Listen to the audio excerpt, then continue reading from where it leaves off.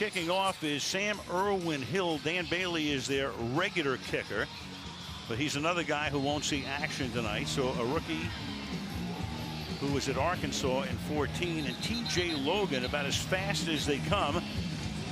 Rookie back to run it back as Arizona won the toss and they have elected to receive. So you'll see a lot of rookies, a lot of free agents, and during the course of the game, Michelle might have an opportunity to talk to a couple of guys who will be in the Hall of Fame someday, including one number 11 of the Arizona Cardinals, Larry Fitzgerald. Each of these teams to play 5 preseason games. And off we go. The 2017 preseason campaign is underway, and it starts with a touchback.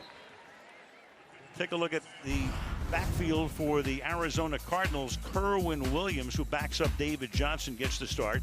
J.J. Nelson sees a lot of action during the regular season, and the rookie from Grambling State, Chad Williams. Nicholas is the tight end, and Moma, the tight end from Boston College. And then up front, you've got 2 rookies, 2 guards, Will Holden and Dorian Johnson. And of course, most of the starters will be in uniform, but will not see action in this game. So Kerwin Williams, 4th year out of Utah State, who backs up, as we say, David Johnson. The offense built around Johnson. He gets the start at running back, and off play action back to pass is Blaine Gabbert, and it's up at the 37-yard line, caught by Moma, number 80. Blaine Gabbert is already in his 7th season in the National Football League. First-round pick of the Jacksonville Jaguars. Spent 3 years there. He spent 3 years in San Francisco. Started the first 5 games of the season with the 49ers, and then lost his job, and Kaepernick finished up last year with the 49ers. From the 38-yard line. On first down, this is Williams. He goes through the middle. Picks up about 2. Now the Dallas defense, and they'll do a lot of rotating tonight and through the course of the season. Keep an eye on number 97, Taco Charlton, who was their number 1 pick. Played his college football at Michigan. You got DeMontre Moore on the other side. Wilbur Latulele and Damian Wilson start as the linebackers. And they really revamped the secondary. We'll get into that. Awuzie is the rookie out of Colorado. Is looking for a guy who can fit the other side of that defensive secondary. Here's Kerwin Williams now. Williams takes the ball up to the 43-yard line, where it'll be 3rd down. Byron Jones makes the tackle. Jones, one of the rare starters who's in the lineup tonight, number 31, the Dallas safety. Yeah, Byron Jones, and they're really sort of fishing around now with this secondary. They made a lot of changes. Brandon Carr, Morris Claiborne, Barry Church, all gone from a very good secondary a season ago, so they're going to have to mix and match and find what works for this season. Gabbert trying to win the backup job. You know that Carson Palmer will be the number 1 guy. Drew Stanton at the moment is number 2. And Gabbert trying to impress, and that's pretty impressive right there as it's caught on the run at the 40. And taking the ball is Britton Golden all the way down to the 22-yard line. So Gabbert looking sharp at the outset. And a gain right there, 35 yards. Gabbert very strong in the pocket, just stood right there. You're going to see Golden make the break in man coverage across the face of Anthony Brown. Big start there. Look at him, just very calm. He's been around 6 years. He knows what he's doing. He's seen every offense in the league so far. That guy has had to learn a new offense every year of his career. At the 22-yard line. Cowboys pressing the line, now backing off. You don't see that much blitzing in preseason. And this is Williams around the outside, stays in bounds, and turns what might have been no gain into a gain of about 4. Kyle Wilbur makes the tackle. Nice job that time by Blaine Gabbert, the veteran. He saw the blitz coming up over here on this other side, checked to a runaway, and ends up hitting a big pop on the outside. So you get a veteran quarterback in there, even though he doesn't have a lot of experience out there. And there's Taco Charlton on the outside, just unable to make the play on Kerwin Williams. 2nd and 7. There's Carson Palmer on the right. He'll get a lot of rest during the preseason. They want to keep him fresh. And Gabbert throws, and that is caught. And that'll be a 1st and goal as Moma makes the catch, picks up the 1st down. 3rd-year free agent out of Boston College. Fonny Moma, here's a guy that ended up doing some good things when we saw him early in a preseason game. He just has huge size, and you could see Gabbard just taking advantage, throwing it up high where he could end up making a play. But I tell you, this is one impressive drive so far for a guy in Blaine Gabbard who knows very little about this offense. 3 for 3 for 57 yards. And now finding the hole over right guard goes Kerwin Williams to the 5-yard line. It'll be 2nd down and goal on the game's opening drive. Well, Kerwin Williams is the guy that's been a backup quarterback, at least the shotgun wildcat kind of a quarterback in the past. He averaged, Al, over 8 yards a carry last year, and a lot of that came in that wildcat offense where he was playing quarterback, and you see some of that elusiveness right there. Picked in the 7th and last round by Indianapolis 4 years ago. 2nd down and goal. Here he is again to the outside. He swings and into the end zone for the touchdown. So the Cardinals begin the preseason after a touchback. They go 75 yards. Gabbard 3 out of 3. Williams carries 5 times for 18 yards, and into the end zone he goes. Really nice job over here on the left side by these tight ends on the outside. You got Troy Nicholas, who's an excellent blocker back in his days at Notre Dame. Fonny Moma, the other one, getting Kerwin Williams into the end zone.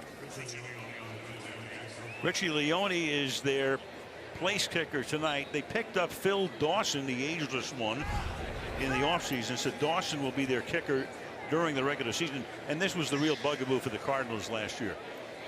Special teams and in particular the kicking game. So there is Dawson. He'll see a little bit of action during preseason and be ready by the opening game of the year. Yeah, Bruce Arians loved how cocky Phil Dawson is. Just, it's like having a veteran out there that you know they're going to make these clutch kicks that they simply missed a season ago. Reason for the delay, they were checking to see whether he did indeed get into the end zone upstairs. Give him the okay sign, and now Leone for the extra point. The 33-yard extra point, and that is good. So we played 4 minutes and 14 seconds in Canton, Ohio.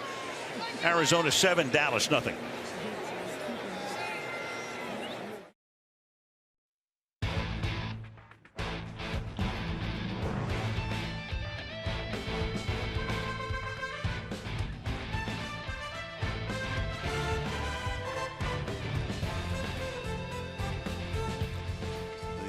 Class of 2017, the busts will be unveiled here on Saturday night. That's the process their sculptor Blair Buswell went through to create the bronze likenesses. So the busts are here, they're covered up, and they'll be unveiled in about 48 hours. And then they eventually go into the Hall of Fame itself, where John Madden says they talk to each other at night. That's a loud room if they're all talking to each other.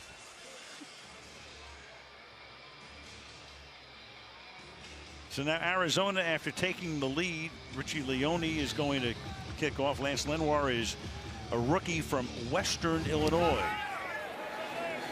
And he's back to receive. And the kick is a short kick, and it's fielded up at the 15-yard line. And that's Keith Smith who runs the ball back to about the 26. Now let's take a look at the Cowboys and some of the guys you'll see in action here. Darren McFadden would be their backup back to Ezekiel Elliott. Butler saw a lot of action last year. Jones on the other side. Gathers is a good story. We'll talk about him. The basketball playing tight end out of Baylor. And up front, you've got those guys with Lyle Collins, who might wind up with that right tackle job. Of course, up front, they're really set, of course, with Frederick and Martin and Tyron Smith, so they won't see action tonight. But we could see a good bit of Mr. Collins. Kellen Moore is the quarterback, and the first pass is knocked down. Kareem Martin is the guy who knocked it down at the line of scrimmage. So Kellen Moore last year was the backup to Tony Romo. He goes to camp, and before Romo got hurt, Moore broke his leg. So he was shelled for the season. And then when Romo got hurt toward the end of preseason, that put that man, Dak Prescott, in action. And of course, we all know that story, what he did, leading the team to a 13-3 mark. So Moore, who might have ascended to the #1 spot in preseason, never had that opportunity. And now McFadden takes the ball up to the 28-yard line.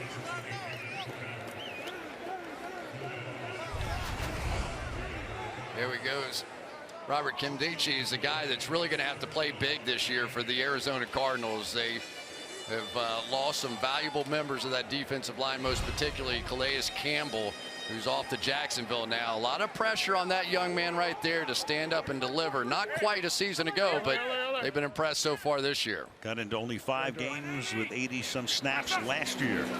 On 3rd down and 8, Moore throws, and that's caught, but it'll be short of a first down. Andy Jones makes the grab. So Kellen Moore, the only left-handed quarterback on any roster right now in the National Football League, is 3 and out. Yeah, it's hard to imagine, even though Kellen Moore was the #2 guy, with the way that Dak Prescott played in preseason last year, that he wouldn't have ascended to the #1 guy anyway. But who knows? You never know on that one. Sam Irwin Hill, the punter. Chris Jones will do the punting during the regular season. High angled kick. And there's contact, and a flag comes down, and another one comes in before the opportunity to make the grab. So that was Kayvon Frazier, our first flag of the night. The referee tonight is Jerome Boger, and we'll get the call momentarily.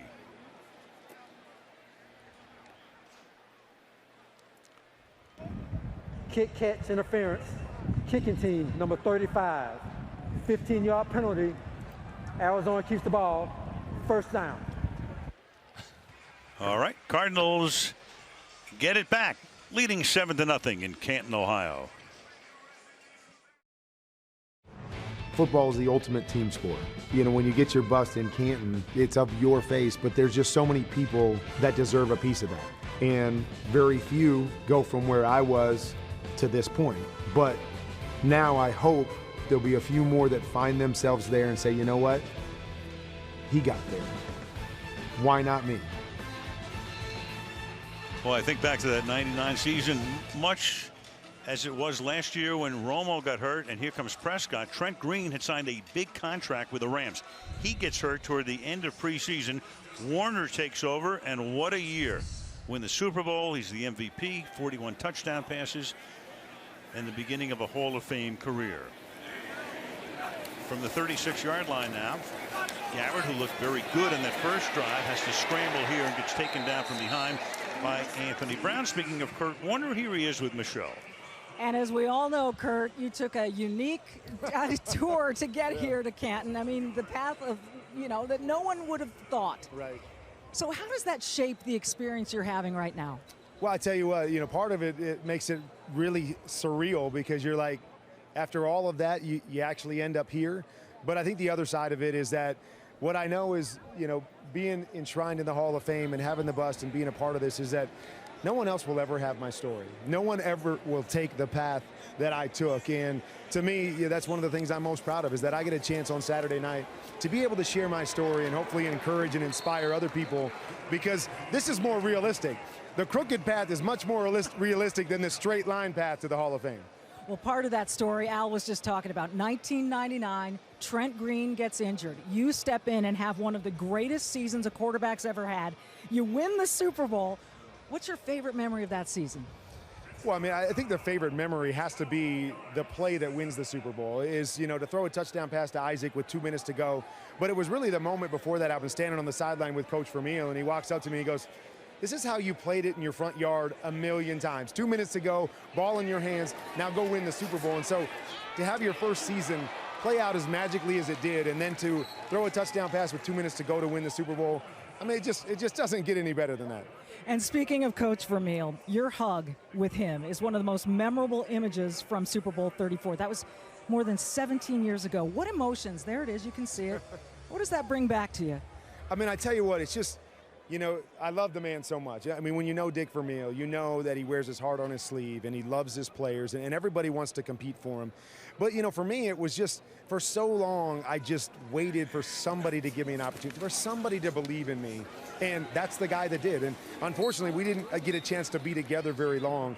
But just our time together, and the fact that the way he loves me and the way that he pulled for me in that 1 year and giving me that chance, I mean, so many emotions come back. But the biggest thing is just, I just love the man, and I was so happy that I was able to be a part of his first championship, and that he was able to be a part of mine. until this class, only 2 wives have presented their husbands for enshrinement. And it was obviously very important for you to have your wife, Brenda, here to present you. Why? Well, I think the bottom line is there's so many great people you can choose. Your parents, Coach Vermeil, 7 kids, would love to have one of them. But the bottom line was that there's been one person that has shared every part of that crooked road with me. Every up, every down was there. You know, every, excuse me, every interception. Sorry. For the whole thing. And so, I'm sorry. You're choked up. It's okay. That must be what it is, man. But I mean, I just thought she deserved to share that stage with me. And so, to me, it was really an easy decision. Congratulations. Thanks, Kurt. Thank you very much. All right, thank you, Michelle. And what a story. I mean, when you think about Kurt Warner, he played in the Arena League. He played in Europe. He was boxing groceries in Iowa. Meanwhile, this drive continues. It's going to be 1st and goal with Andre Ellington taking it inside the 5. So Blaine Gabbert looking extremely sharp, 6 of 6 for 107, and the Cardinals on their way to the end zone for the 2nd consecutive series. He's looping right over here, but I tell you, for the story of this game so far has been Blaine Gabbert. Here's a guy that's just bounced around the NFL, a high draft choice, really hadn't done a whole lot positive in the National Football League. He comes out with a bunch of guys he doesn't know well, and an offense he doesn't know well, and has been taking the Cardinals up and down the field in this game. Now from the 3-yard line, working his way through the middle and into the end zone goes Andre Ellington for the touchdown. So the Cardinals went 75 yards on their first drive.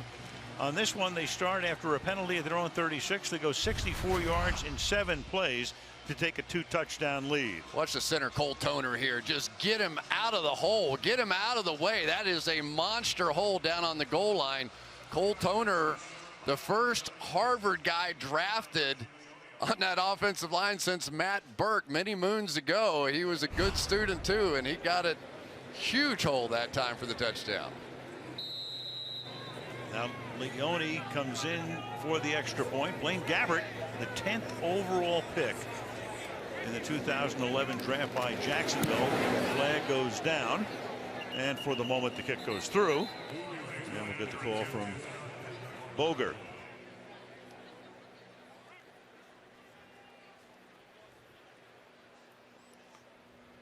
The backup running backs in Arizona will not see a lot of action this year.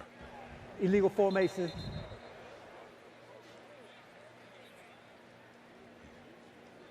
And Jerome checking. Illegal formation. Defense, number 74. The penalty is half the distance to the goal, and we'll try a 2-point try from the 1-yard line. All right, so you can take the point even though the extra point was good. You can take it off the board, and now you can put the ball down at the 1-yard line and go for 2 points, and it's preseason. Might even do it in the regular season. They're going to go for 2. Well, why not? They've been going about 10 yards a clip up and down the field here so far, and the Cowboys really haven't done much to try and stop them. I know these are backup guys for the most part up front, but there's a few guys that are going to be seeing the playing field for the Cowboys too. So far it's been all Cardinals. Mike Tomlin's made this standard operating procedure going for 2, and especially from the 1-yard line after the penalty. And Gabbert to the end zone, and that is broken up in the end zone. J.J. Nelson, the intended receiver, but a flag comes down. Leon McFadden covering, and if it's against him, it puts the ball at the half-yard line. Pass interference. Defense, number 23. Half the distance to the goal. Redo the try for point. Well, you see defensive backs doing this all the time, trying to time out, sticking that hand up through the hands of the receiver here to break it up, but you can't do that little tug beforehand and get engaged there too soon. So that's what the official saw. So this is the longest extra point in history or so far. From the 18-inch line, Gabbert will do it himself, and he works his way into the end zone for the 2-point conversion. Played a little bit less than 10 minutes. All Arizona to this point, 15-0.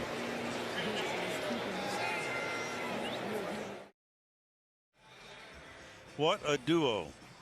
Elliott drafted 4th overall out of Ohio State. Prescott, you know the story, 4th round. And then last year, 23 touchdown passes, 3,600 yards for Prescott. Elliott led the league in rushing. First team to win 11 or more games, with one rookie throwing 10 or more TD passes, another scoring 10 or more touchdowns, and no team has won a playoff game after rookies led the team in both passing and rushing yards. They came close, though, losing to Green Bay in a thriller in a divisional game last year in Arlington. Either of these guys will see action tonight. Again, going with the second, third unit guys, some free agents, a lot of rookies. 15-0 Arizona on top.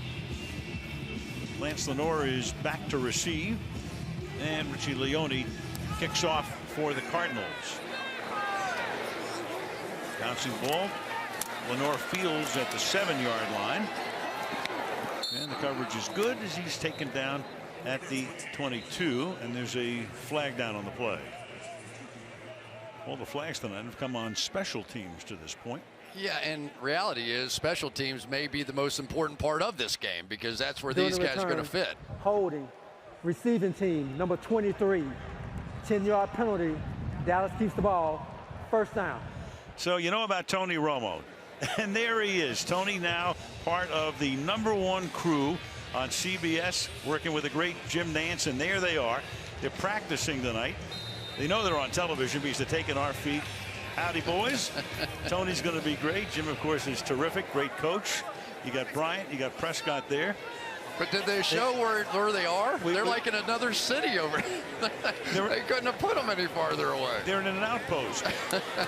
Moore rolling off the play action, and it's a 9-yard gain as he swings it out to Keith Smith. So you have the stadium, and then you've got about, what, 60 or 70 yards, and there it is. They built that outpost. Good thing you and I are not out there. I couldn't even see the field. There you go, Tony. It'll get easier, believe me. Once you can actually see the field, it'll get a lot easier. Best of luck to those guys. They do a great job. That'll be great. Second down and 2 with the ball at the 19-yard line. 4.5 to go in the opening quarter. Moore to McFadden, and he gets buried, taken down behind the line of scrimmage.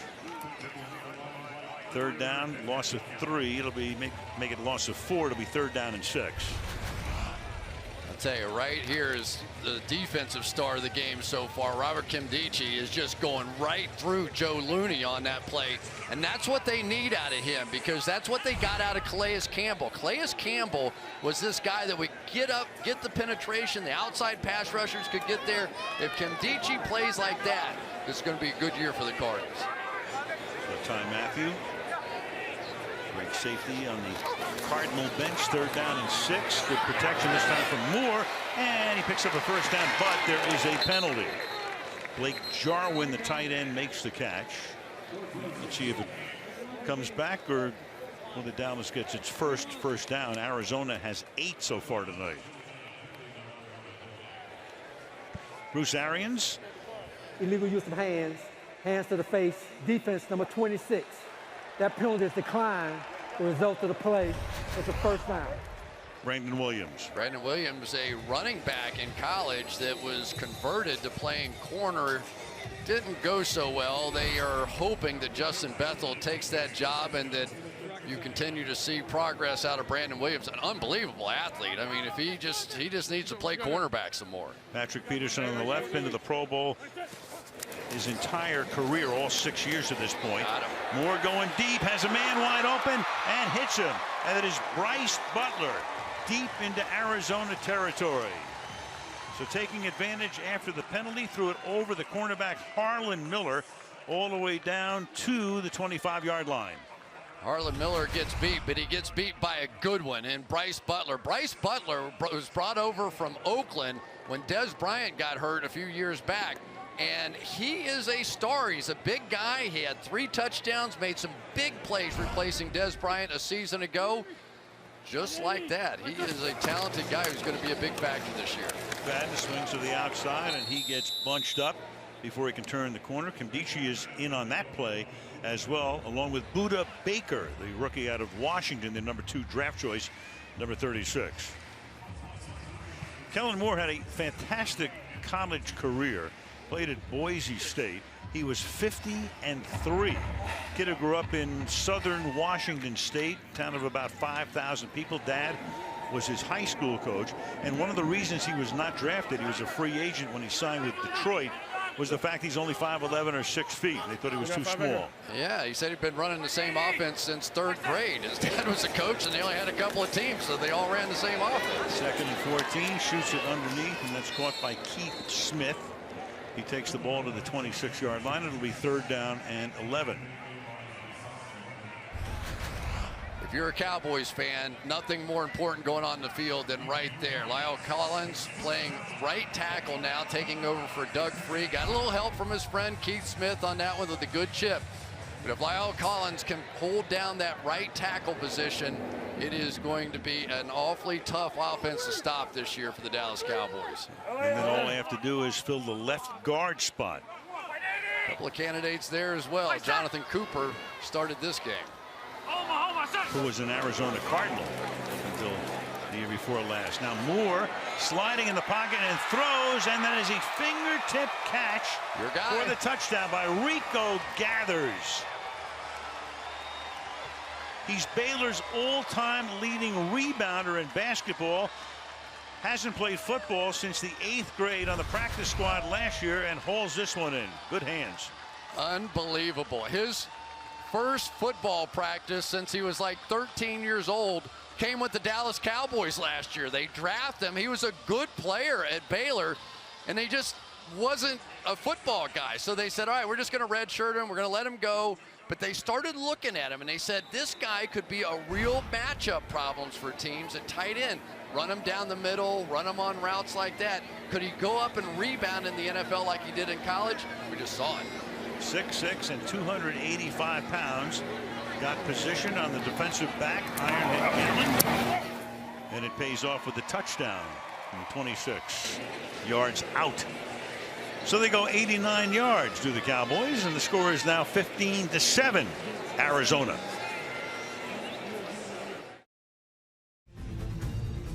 Very nice night in Canton. Earlier in the week, it looked like we might have some thunderstorms, but right now just cloudy skies, temperature 78 degrees. And this is Tom Benson Hall of Fame Stadium. Used to be known as Fawcett Stadium, remodeled it, reconfigured it. And they've got quite a complex in store for this area of northeastern Ohio surrounding the Hall of Fame. And there is the statue of Mr. Benson, the owner of the New Orleans Saints. Kickoff fielded 6 yards deep. Logan's going to come out, the speedster. He's going to run it out of the end zone, and showing some flash and dash all the way up to the 38-yard line, and we go to Michelle. Well, Al, one of the few Dallas starters to actually start tonight, Anthony Brown, is out with a right hamstring injury. The second-year player out of Purdue, part of that young secondary the Cowboys are trying to develop. Out for the rest of the night, Al. All right, Michelle, he looked pretty good last year, 6th-round pick out of Purdue. I tell you, Al, the last 4 or 5 games of the season, he played as well as anybody. He was absolutely fantastic and will be sorely missed. They need him back, no question about it. Part of the reason they let Carr and Claiborne go to free agency. From the 36-yard line, out of the shotgun now, Gabbert, and he gets run out of bounds. You know, Gabbert came in with Jacksonville, we mentioned before, a very high draft choice back in 11. Take a look at that. He had 4 different head coaches because Del Rio got fired toward the end of the year. Tucker took over. Then they had Malarkey and Bradley and 3 different offensive coordinators. So then you think it would settle down. He goes to San Francisco. He's got Harbaugh, Tom Sula, and Chip Kelly with Roman, Christ, and Modkins as the offensive coordinators. Now he comes over here. Arians the coach. Harold Goodwin, the offensive coordinator, is calling the plays tonight. So 8 different head coaches and 7 coordinators. I think he just goes out and does the best he can. And so far, the best he can do is pretty darn good. Yeah, looking great tonight. Fires it over the middle. Jeremy Ross makes the catch. And Ross, out of the University of California, free agent, takes the ball all the way to the 34, gain of 29 yards. What a great throw here by Gabbert. I mean, this thing, watch him throw it to the back shoulder, which was the only thing open. You could see the coverage was absolutely there on the play, but by the time he threw it to that back shoulder, it ended up just being an easy catch. Gabbert just looks so calm and relaxed in the pocket right now. Waning seconds of the first quarter. The ball at the 34-yard line. On the ground, they give it to Andre Ellington. He takes it to the 33, and that's going to take us into the second quarter. End of one. Arizona 15, Dallas 7. More from the Hall of Fame game after these messages.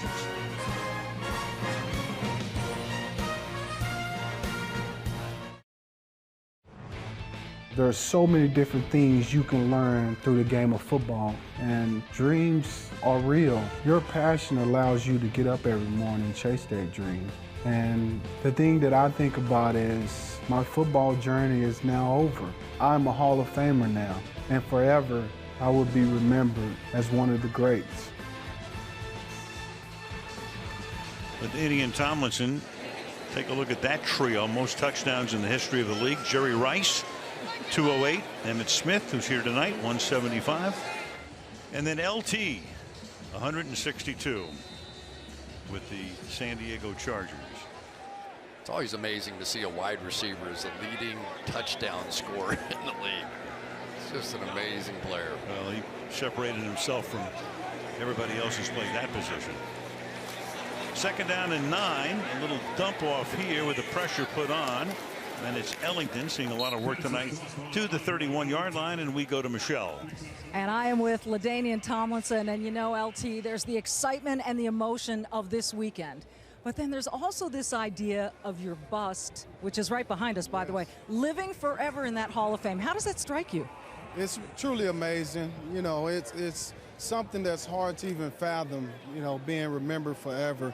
But more importantly, I think my family name, that's what I think about, that family name of Tomlinson, and how proud so many people are of me that I've made it to this point. You know, my kids' kids will be able to come here. This is, Marshall said it years ago, this is football heaven, and I'm truly honored to be here now. And you chose, hang on, let's go to Al. Well, right now you've got Damian Wilson, who forced the issue right there, and it gets recovered back at the 43-yard line. And we go back to Michelle. Well, you chose Lorenzo Neal, your former fullback, to present you. Why did you choose him? Well, I just believe he deserves this opportunity. He's such a selfless player, a guy that blocked for 7,000-yard rushers. But so much of my success, all those touchdown runs, record-breaking runs, he was a vital part in that. And I just felt like it's only right on this biggest stage of my life, going into the Hall of Fame, that he should lead me into the Hall of Fame, just like he did on so many of those runs. I love that symbolism. Jim Brown and Walter Payton are two of the running backs you've always admired. Now you're going to join them in the Hall of Fame. But what do those two guys mean to you?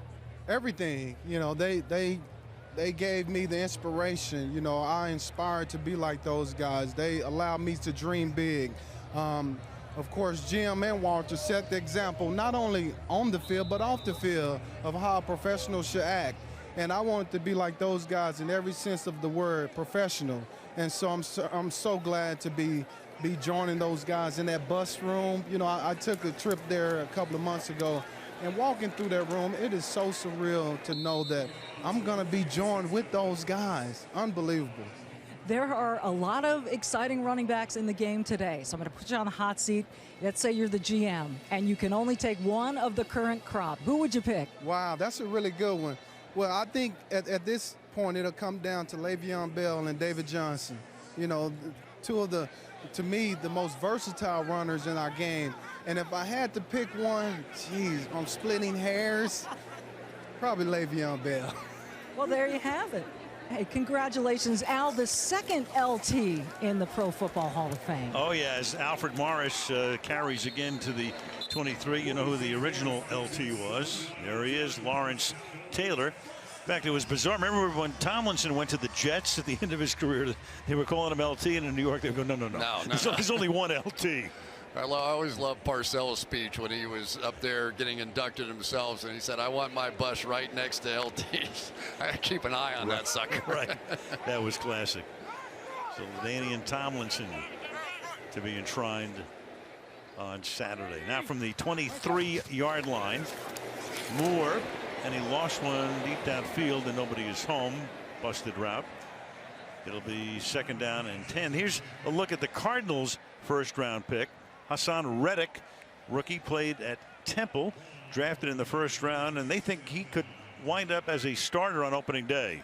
Wasn't even recruited coming out of high school. Had a couple of injury years, and he ended up going to Temple just as a regular student, and he didn't even get to eat with the football team. So his mom took out a loan so that she could pay for the meal plan so he could actually eat with the football team. And he ends up being a top 15 draft choice in the National Football League. Tough position change now. We'll see how he does. Great story. Here goes Morris again, the former Redskin. And Morris showing some nifty moves all the way up to the 49-yard line. Now, we'll get into the Ezekiel Elliott thing a little bit later in terms of whether he's going to get suspended or not. We'll talk about that. But if he does, they can go to McFadden, and they can also go to Alfred Morris. So they've got two veteran backups who can do the job. Yeah, we were just talking about Hassan Reddick. He came off the edge there, sort of looped around the outside. This line washed everybody down. They just shoot through the hole right there. There really wasn't much there at all. But that was Alfred Morris looking like he did his rookie year with the Redskins when he ran for over 1,600 yards. He and RG3 formed a pretty good duo at that point. At the 50-yard line, tackle is made there after a gain of 2. It'll be second down and 8. And just keeping an eye on Hassan Reddick here, obviously such a big part of this Arizona Cardinals defense. Remember, in college, he was an edge pass rusher, a guy that came off the edge, so athletic, great moves out there. Now they're asking him to move inside, which is a completely different way of looking at football. And as you watch him throughout the course of this game, you can see he's just trying to see the whole picture instead of just one side of the field. Moore on 2nd and 9, throws down the sideline, and that's busted up at the end of the play.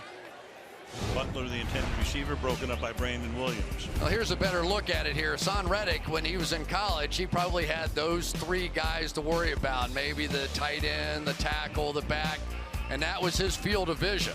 Comes around and makes a big sack. Now you play inside. You're responsible for both directions. You have no idea, run, pass. You're not just coming after the quarterback.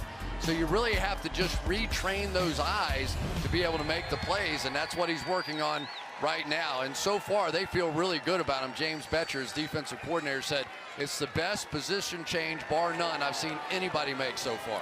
3rd down and 9. Moore down the left side again, and reaching for it is Bryce Butler, who scored the touchdown earlier, makes the catch. Brandon Williams with the tackle. So Butler having a big game. Well, this is just a veteran move. What's the hesitation out here on the outside? He's going to run. Looks like he's going to stop. Will hesitate, and then just lost Brandon Williams, and then makes another great play. I really like Bryce Butler. We'll see if this ball hit the ground or not, but he has been making some plays so far out here tonight. 32 yards.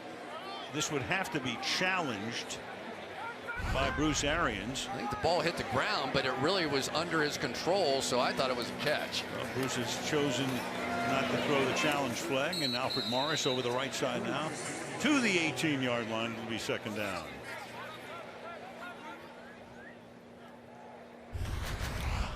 Let's take a look. Hassan Reddick right here. Now, can he get off some of these big offensive linemen? That's an art unto itself. You don't want to end up getting engulfed by those guys, so you want to jam into him, be able to free up, be able to make the play. Yet another skill he's going to have to learn on the fly here. 2nd down and 9. Blitz coming. Moore gets it away, and the pass is incomplete. Brown looks around for a flag. There is a flag on the play. That's Noah Brown, 7th round pick, rookie out of Ohio State, Brandon Williams. Pass interference. Defense number 26. Spot the foul, automatic, 1st down. And that is Brandon Williams.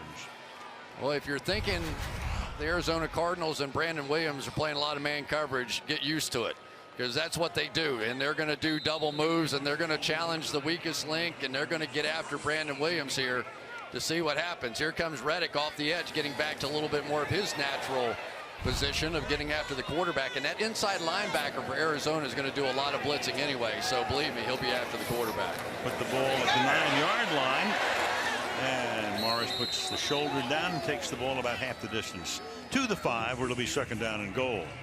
It looked like Budda Baker coming up and making a play there, their 2nd round draft choice, and a guy that I think adds a little excitement to this defense, number 36. He is going to look a lot like Tyrann Mathieu, the other safety, a little bit of a do-it-all kind of guy, can play the slot, can play back, can play corner if needed. He can really run. Second and goal from the 5. They're positioning Noah Brown. And then the handoff goes to Morris, who's done the heavy lifting on this drive to the 4-yard line. He goes. It'll be 3rd down and goal. Morris has now carried 7 times for 43 yards. There you go, Hassan Reddick right here. Now watch him sniff this one out. He's got his gap responsibility. There it is. Go get it. Really wasn't that tough of a read. You would think maybe a week from now, a couple of weeks from now, he'd be on that even faster. But there's a guy, Tyrann Mathieu, that I tell you, until he hurt his knee in 2015, was playing about as well as anybody in the league. 3rd and goal. Moore sliding, looking, throwing too high, and incomplete. It'll be 4th down. Rico gathers the 6'6" tight end, the intended receiver. 4th down. Well, pretty good, though. This game so far for a bunch of guys that sort of get thrown together and they probably don't get a lot of practice time together has kind of been going up and down the field. I think these 2 head coaches, at least on the offensive side, going to be pretty happy with what they've seen so far. Yeah, we've done a few of these games. It can get very sloppy and penalty filled, but that has not been the case to this point. One quarterback is 8 for 8. The other is 7 of 11. This is Sam Irwin-Hill, rookie out of Arkansas, just trying to catch somebody's eye, because you know Dan Bailey will be their man once the regular season begins. And the kick is good. So a 23-yard field goal. Tacks on 3 more. 15-10 as you look at Hall of Famer Andre Reed, the former Bill.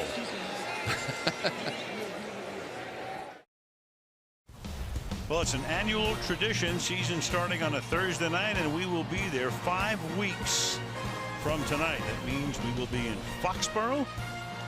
They'll raise the banner.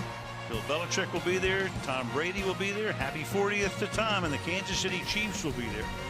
All on NBC 5 weeks from tonight, starting at 7:30 with the NFL kickoff show driven by Hyundai. Chiefs, Pats, and that will get us going. Tom Brady getting a lot of gifts today, no question about that. What a way to start the season. And if anything, you know, the Patriots are picked by many to do it again. They've gotten better. Let's face it, in the offseason. They've gotten better. They got a better receiver. They got a better cornerback. And they didn't lose their other cornerback, Malcolm Butler. So it's going to be an exciting team to watch again. But I don't think it could get any more exciting than that Super Bowl last year. That was unbelievable. I don't think the Falcons necessarily would agree with that. Oh. Speaking of the Falcons, we're going to go down week 2 on a Sunday night. Green Bay at Atlanta, and open up what appears to be a spectacular new stadium. That's fun when we get to do it, isn't it? Oh yeah, great. We've opened up a few through the years, including Foxborough many moons ago. 15-10 is the score. Arizona gets the ball. They lead by 5, and the kick will bound out of bounds, and they'll bring the ball back up to the 40-yard line after that. Free kick out of bounds. Kicking team number 2. The ball will be placed at the 40-yard line. 1st down. So a lot of folks think, well, this is the window beginning to close in Arizona because Carson Palmer is in his late 30s. Larry Fitzgerald on the other side. Will he come back? We don't know yet. Bruce Arians comes back for a 5th year. And happy to report that all is well with Bruce, who had a lot of medical issues over the past couple of years. Steve Keim on your right is the GM. Michael Bidwell, the owner of the team, and they have done a great job in the desert resurrecting this franchise over the past few years. Handoff now goes to Ellington. Stopped at the line of scrimmage. Speaking of the Cardinals and speaking about the Arizona desert where a lot of people go to retire, well, Fitz is 33. Carson is 37. Head coach Bruce Arians is 64. And then Tom Moore is 78 years old. And Tom Pratt, who was a coach in Super Bowl I under Hank Stram, is 82 years old. And there is the great and fabled Tom Moore, who they tell us last week passed his physical with flying colors as the pass is dropped. And as Bruce Arians said the other day, talking about Tom Moore, he said, hey, listen, a couple of packs a day and some Chardonnay, and you too can look that healthy at 78.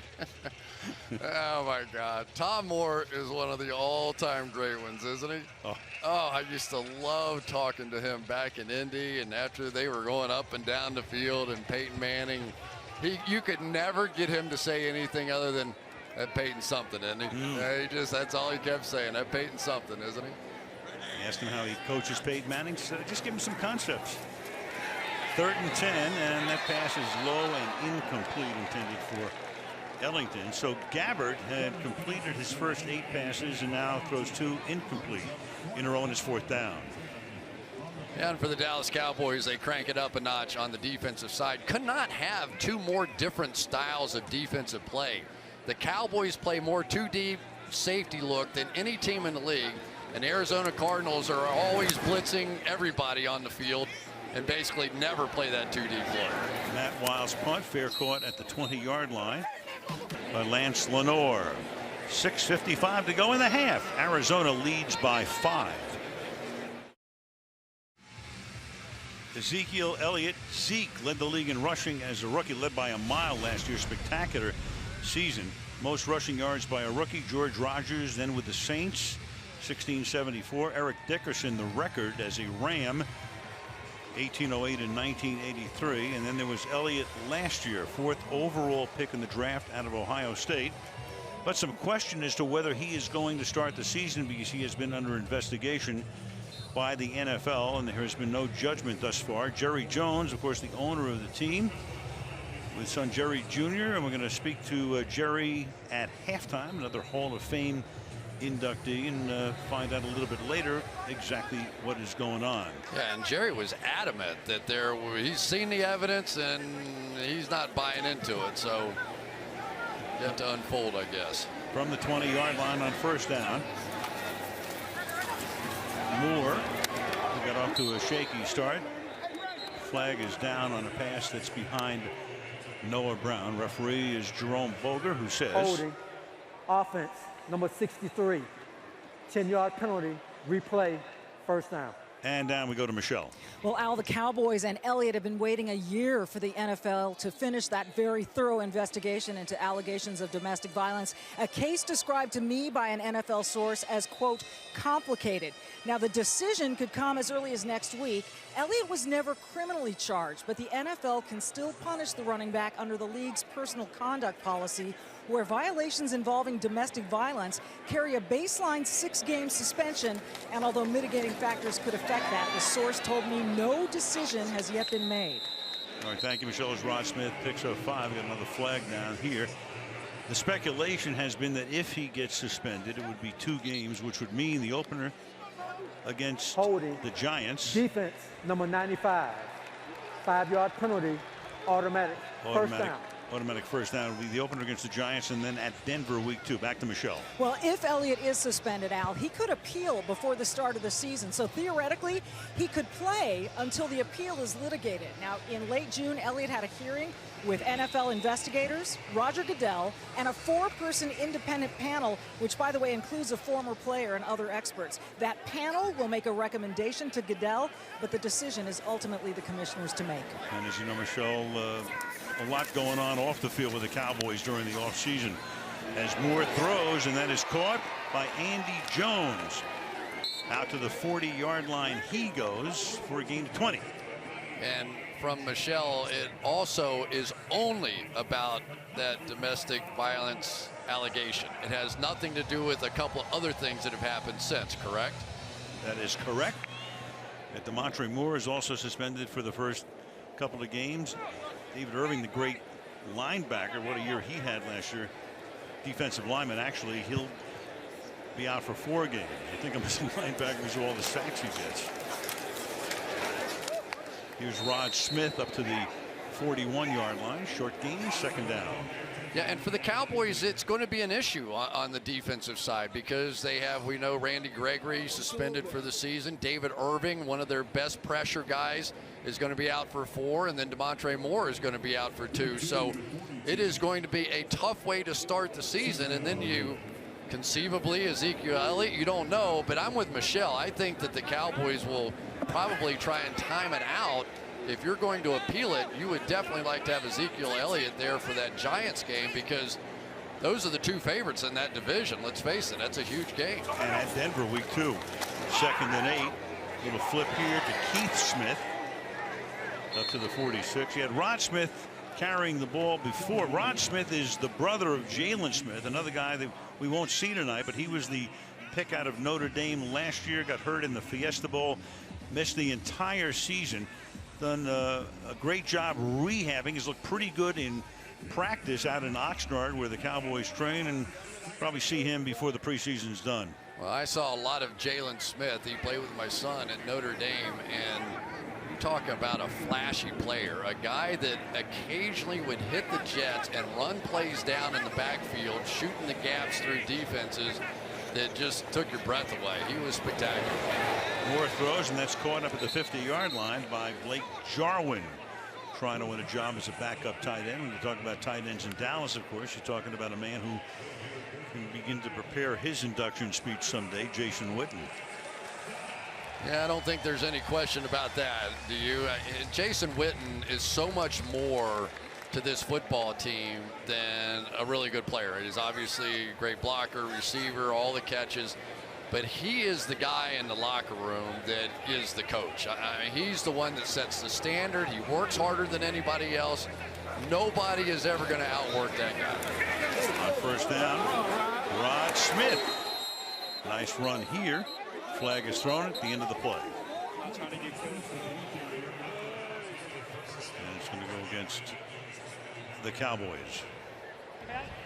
Holding. Offense, number 81. 10-yard penalty.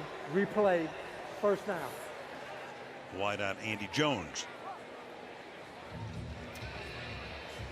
So this is clearly a team, in my opinion, now, that's going to have to be built around the offense in the Dallas Cowboys in the early going. I mean, they have so many great players on that side of the ball. Travis Frederick, Zach Martin, Tyron Smith, Des Bryant, Ezekiel Elliott, Dak Prescott. I mean, you go right down the list, Jason Witten.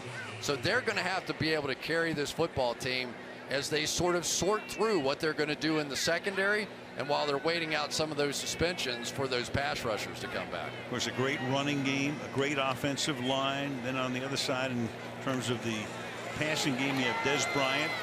You got Moore throwing it away. You know, Chris, it used to be with another flag, so now the flags are more plentiful. Get the call from Boger in a second. Prior to the pass, holding. Defense, number 48. 5-yard penalty, automatic first down. You know, Chris, remember the days when people would talk about a balanced offense, and it would mean 50-50, which is about what Dallas's offense is. But now in the NFL, a balanced offense is more like 58-42 passing. Yeah, I think the average is 40% runs in the National Football League right now. And believe me, a lot of the success of Dak Prescott came because they could run the ball so effectively. Dak was the #1 quarterback in the National Football League as far as his percentage on play-action passing. And here goes Smith to the 45. It'll be second down. Speaking of that old line, let's take a look at Collins here. Such a big move for the Cowboys. La'el Collins moving over to that right tackle position. He played left guard in the past. He played left tackle in college. And I always thought he was one of those guys that looked much more powerful and looked much better moving forward with run blocking. They did so much of that at LSU. Now he's got to learn that kick step. And not only does he have to learn it, he has to learn it from the opposite side of the ball. But I have to tell you, so far in this game tonight, I see more of his power, and he looks pretty good with that footwork. I think he's really been working hard at it. Play action on 2nd and 5. And before Moore gets hit from behind, he's able to get it away and hits Brian Brown at the 31-yard line, and that will move the chains with 2.5 to go in the half. Brian Brown working on Hayes here on the outside. Little acceleration, and then let's get out of it. You can see Hayes looking up the field and just lost sight of him. It is, people worry so much about how fast receivers are. So much of it is you have to fool that guy. It's like pitching. You've got to change speeds, and you saw a great example of it there. Deception. This is Rod Smith. to the 27-yard line, and that's going to take us down to the 2-minute warning here in Canton, Ohio. The Hall of Fame game getting the preseason underway. We'll talk to Terrell Davis next, 15:10. The more you put into football, then the better the results will be. And that's kind of the whole thing in life, you know, and that's what football showed me. And with the Hall of Fame, and you dream about what would you do if it happened, and this day has come. And it's just so much excitement that runs through you. A short career, but extremely productive. Picked in the 6th round in '95. Really made his mark that preseason in special teams. Over 2,000 yards in '98 and back-to-back Super Bowl wins with the Denver Broncos. And with 2 minutes to the half, Rod Smith swings to the outside, takes the ball to the 18-yard line. We go to Michelle. Well, I'm with Terrell Davis, and it's all I can do to keep him from lifting that. No, you can't touch it yet. I can't touch it. No, you cannot.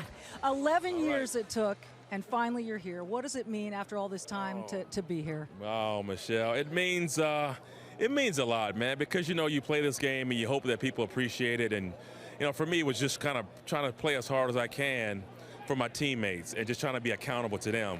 So when it's all said and done, I can say I'm proud, you know, that I performed and basically, you know, was accountable. And so when you step away from the game and you look back and you start hearing people talk about Hall of Fame, the first time is like, I don't know, like I don't belong in the Hall of Fame.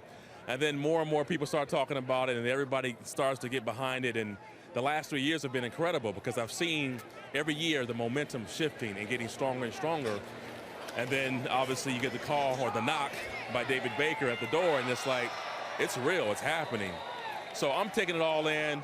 I'm enjoying it, and it's just getting better and better. Well, the debate was never about your performance. The debate was over the length of your career. I got to get back to Al real quick. Stand by, Terrell. Just quickly, because Brandon Williams just intercepted that pass. It's a touchback with 54 seconds. Back with more and TD on the field after this.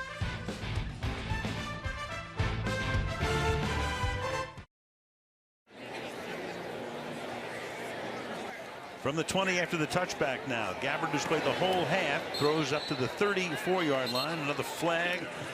Moma makes the catch. So we had a penalty, relatively penalty-free, early part of the game, and now we have a penalty on almost every play. Illegal use of hands to the face. Defense, number 74. That penalty is declined. The result of the play, first down.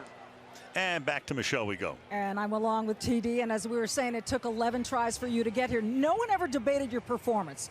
They debated the length of your career, which was cut short by injury. So your position now, do you think this might set a tone for other guys who will have similar circumstances? Well, I hope so. I mean, for me, it was Gale Sayers. He was the one that set the precedent, so they had something to look at. I certainly hope so. I mean, Kurt Warner was kind of short for a quarterback. You know, Kenny Easley, his career was pretty short, so hopefully this opens up the gate for everybody else. Well, congratulations, you're here. Thank you, Michelle. Appreciate it. Al? And deservedly, because he was spectacular before he was done in too early by a severe knee injury. Tonight's aerial coverage being brought to you by Geico. Looking down upon the stadium, refurbished, and of course they put in a new field after the crazy situation last year where the field was not ready for the game and the game had to be canceled the night of the game. Gabbard fires over the middle. Boy, he has looked really sharp. And Bundy makes the catch. And they'll hustle up to the line of scrimmage and then take a timeout. Well, and this is what you live for as a coach, just trying to get in a little bit of 2-minute work before the half. It's good for both sides. 42 seconds. Coming up, the Toyota halftime show, and look at the Hall of Fame career of Cowboys owner Jerry Jones. He will be in the booth with us coming up at halftime. Bought the Cowboys back in 1989. Did he write a book? He could write about 8 books. I read his book. It's an interesting book. It's an interesting life. Very. I can't believe how many times that man has bet everything and come up a big winner. Yep. A feature about Jerry and his career before we talk to him live at the half. From the 38-yard line. Gabbert hangs in the pocket, throws wide open. Ellington makes the catch, and he'll take the ball to a yard shy of midfield. And the clock ticking down with 30 seconds. Gabbert 10 out of 12, 169. Again, he's not going to supplant Carson Palmer, but could he win the number 2 job over Drew Stanton?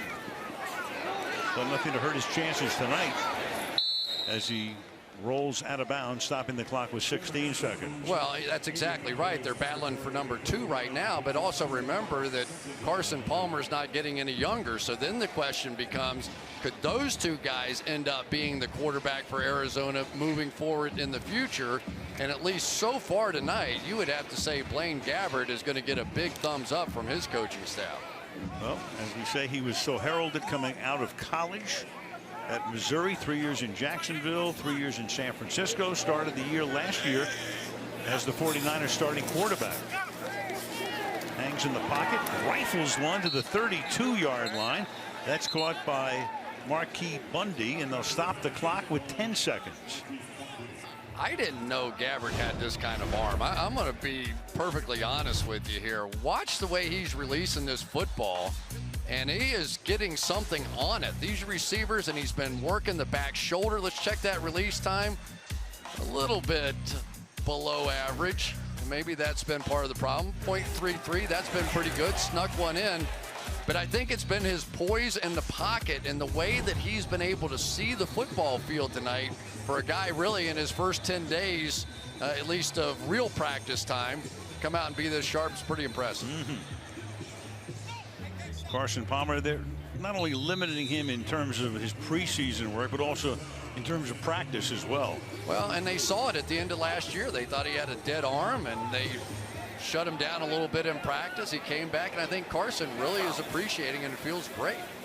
He will not try a 50-yard field goal here. Instead, send 4 receivers out of the pattern, and then it's almost picked off at the 22-yard line. Ooh, that would have been a big moment right there for Chidobe Awuzie, their guy that's going to have to come in and make some big plays with all these new secondary members out there. Watch him break on this football and make a play. I thought he was going to go the distance. Really may have just run into the receiver as much as anything else to keep him from picking that one off. But he's an impressive young man. He really is. He played a lot of slot cornerback in college and got a lot of pressure coming on some blitzes.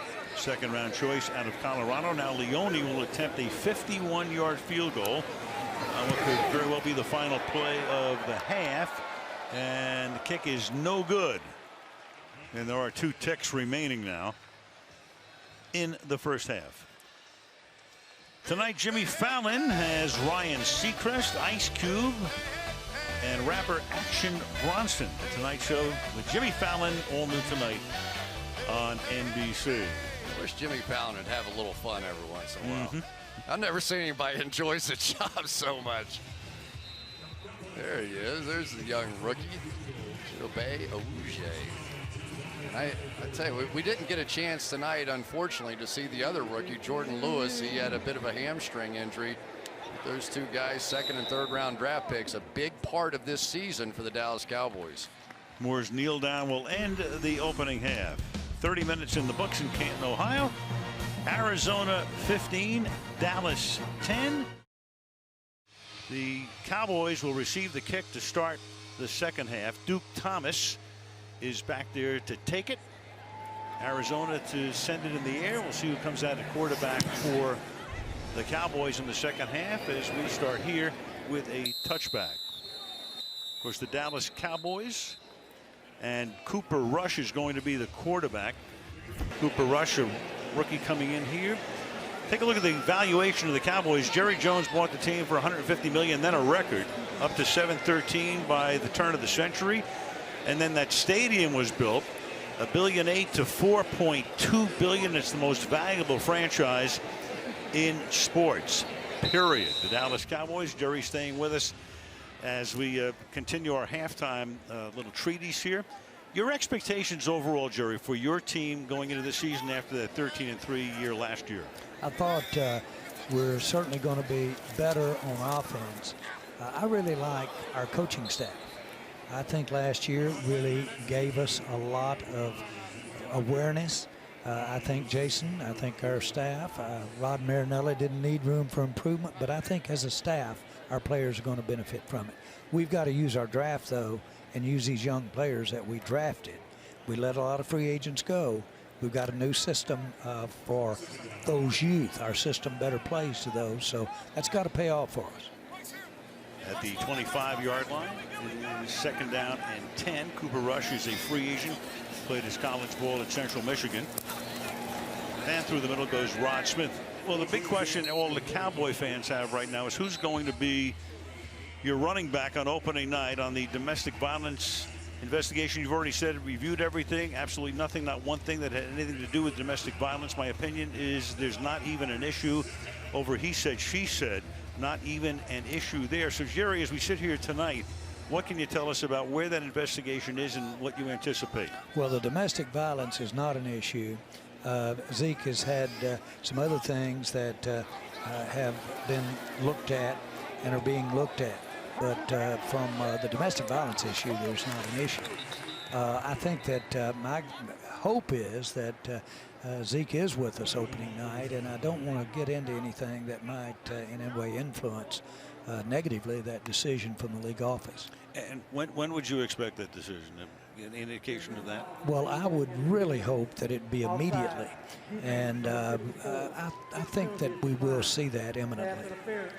You know, Ezekiel Elliott, we saw what he did last year. Oh, my goodness. I don't know if I've seen a young running back come in the league that's more dynamic. And I still think he's got a lot more to give you in the passing game. I really think this is going to be a year he's even going to be more explosive with that. But there have been a few incidents. And he is so important. He's not the first one that you've had to coach along at this age. What are your conversations like with him at this point? Well, first of all, I know firsthand what it's like for Zeke to go out in public. It's like a rock star. It's almost uncontrollable. And so that's a challenge. That'd be a challenge for anyone. And he's got to learn to basically meet that challenge. It's been my experience that when players have that type of attention, create that type of dynamic, they learn. They'll hit that hot stove 2 or 3 times, but then they'll quit touching it. And hopefully, and I think that's in the case, Zeke is exceptionally intelligent. He's obviously a great player, and I can't emphasize enough how hard he works. There's nobody that works harder than he does and is more professional about how he gets ready to play a game. You mentioned you don't think there's a domestic violence issue with the league. Is there something else that they are looking at in addition to that? Well, there are a couple of issues that might or might not, and that's going to be up to the league to decide, fall in under the behavioral guidelines. And in my opinion, that we're preparing our team for Zeke and should. You know, you made some really bold moves this year, especially in your defensive backfield. You let go some long-term veterans. You're coming off a 13-3 year. That was a great year. I know salary cap comes into it. You got to pay some people, all that sort of thing. But what gave you confidence that that was going to be the right move for this team? Well, our secondary over the last couple of years was built principally for a different defense than really Rod Marinelli likes. These players are built or played this kind of defense that really is comfortable for Rod. And so, number one, I like their skill. I like their adaptability. They can play some man, but they certainly are real good zone players that can break on the ball, and we need to intercept some balls. We need to play the ball. If you look at the makeup of those players we drafted in the secondary, that's their basically ID. Just some thoughts about Tony Romo. He's in our business right now, and he's out there in a Quonset like 70 yards from the stadium practicing with Jim Nantz right now. Al, you mean you didn't ever have a tour of duty in the Quonset hut? You're right. No. High school football in Hawaii. Did not. Yeah. There they are. Well, let me say this. They're trying to start Tony from the ground floor up. He's roughing it out there. But seriously, I sure think that he's got an outstanding career ahead of him. I'd say singularly the biggest disappointment that I've had owning the Cowboys was not getting to a Super Bowl during his tenure as our quarterback. And that one's on me. Should have had better supporting cast around him.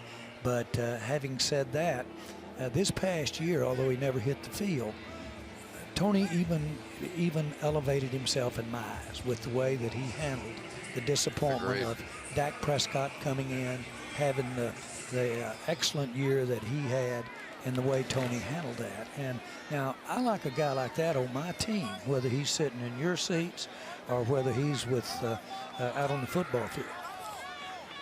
Jerry, it's been a pleasure and a lot of fun covering you for the last 28 years. I have to tell you, because the one thing about the Cowboys, you can love them, you can detest them, but you can't ignore them.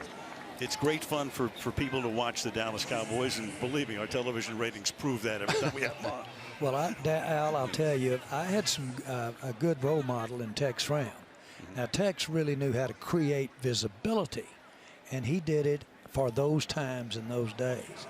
Now, for me to get a chance to come in behind Tex Fram, Coach Tom Landry, Gil Brandt, and then basically take that and, in my mind, fill some gaps for the present time. Actually, what was missing was not the visibility, but was the juice. You got to have a little juice to come back around so you can go again. And Tex Fram. There you go. You can call your first Cowboy touchdown. Well, there's your juice. I knew if I could ever get up here in this booth, I could tell the story better than you guys did. Uzama Nwachukwu with the catch and the Dallas score to put you guys out in front on a 4th down and 3. This rush is looking pretty good for a guy that hadn't ever faced a rush. Right. 3 out of 5 for 38 yards on that drive. That's a pretty calm throw right there. Nice. And the extra point here. And Jerry, I want you to get some sleep now. You got a big 48 hours coming up, and thank you so much. Well, Al, thanks for being on with you guys, and this is special. What is this for you? 20, how many years here? 32 overall. 20 at ABC and 12 at NBC. So you won't mind this 60-minute speech I've got set up. You've been there. You might need a bathroom break. Yeah, you bet. The great Jerry Jones with us. Good Congratulations again. Back after this.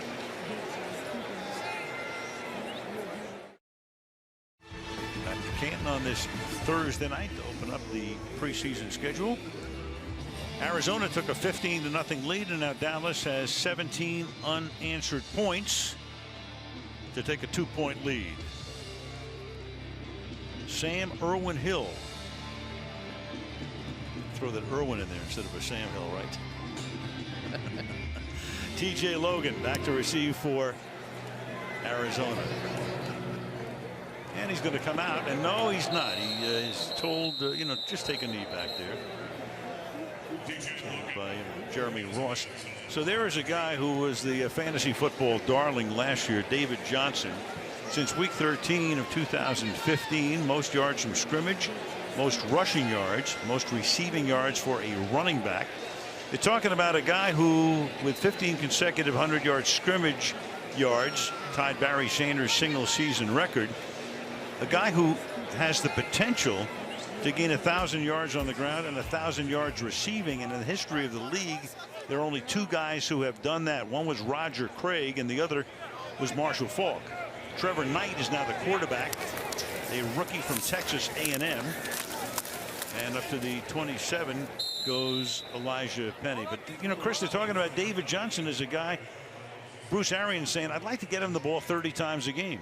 Yeah, and he said he's young and he can handle it. I don't know if that's exactly the right strategy. You'd like to keep that guy around, but talking about he's a big guy. He's 225 pounds or so, and yet he forced more missed tackles a season ago than any back in the National Football League. And the other part of him is what he does as a receiver, catching the ball out of the backfield. He has absolutely been one of the best receiving backs we've seen in the league in years. Knight escaping and then fires down the sideline and incomplete. Remember the first time we met David Johnson? Back in that production meeting, and it was a preseason game, so here's a 3rd-round draft pick, so we didn't really think all that much about it. And he started telling the story of his family moving from Memphis to Iowa, and he wanted to get out of some of the element that he thought the mom wanted to get him out of some of that element. becomes just this sensational football player. Of course, Kurt Warner went to the same school and now comes in here and is playing as well as any back in the National Football League. He and Le'Veon Bell and Ezekiel Elliott sort of vying for that top spot. So Emmitt Smith on the sideline talking to Larry Fitzgerald as Knight escapes again, and he'll pack it in. A flag is thrown. And Johnson is a triplet, so he grew up with 2 sisters.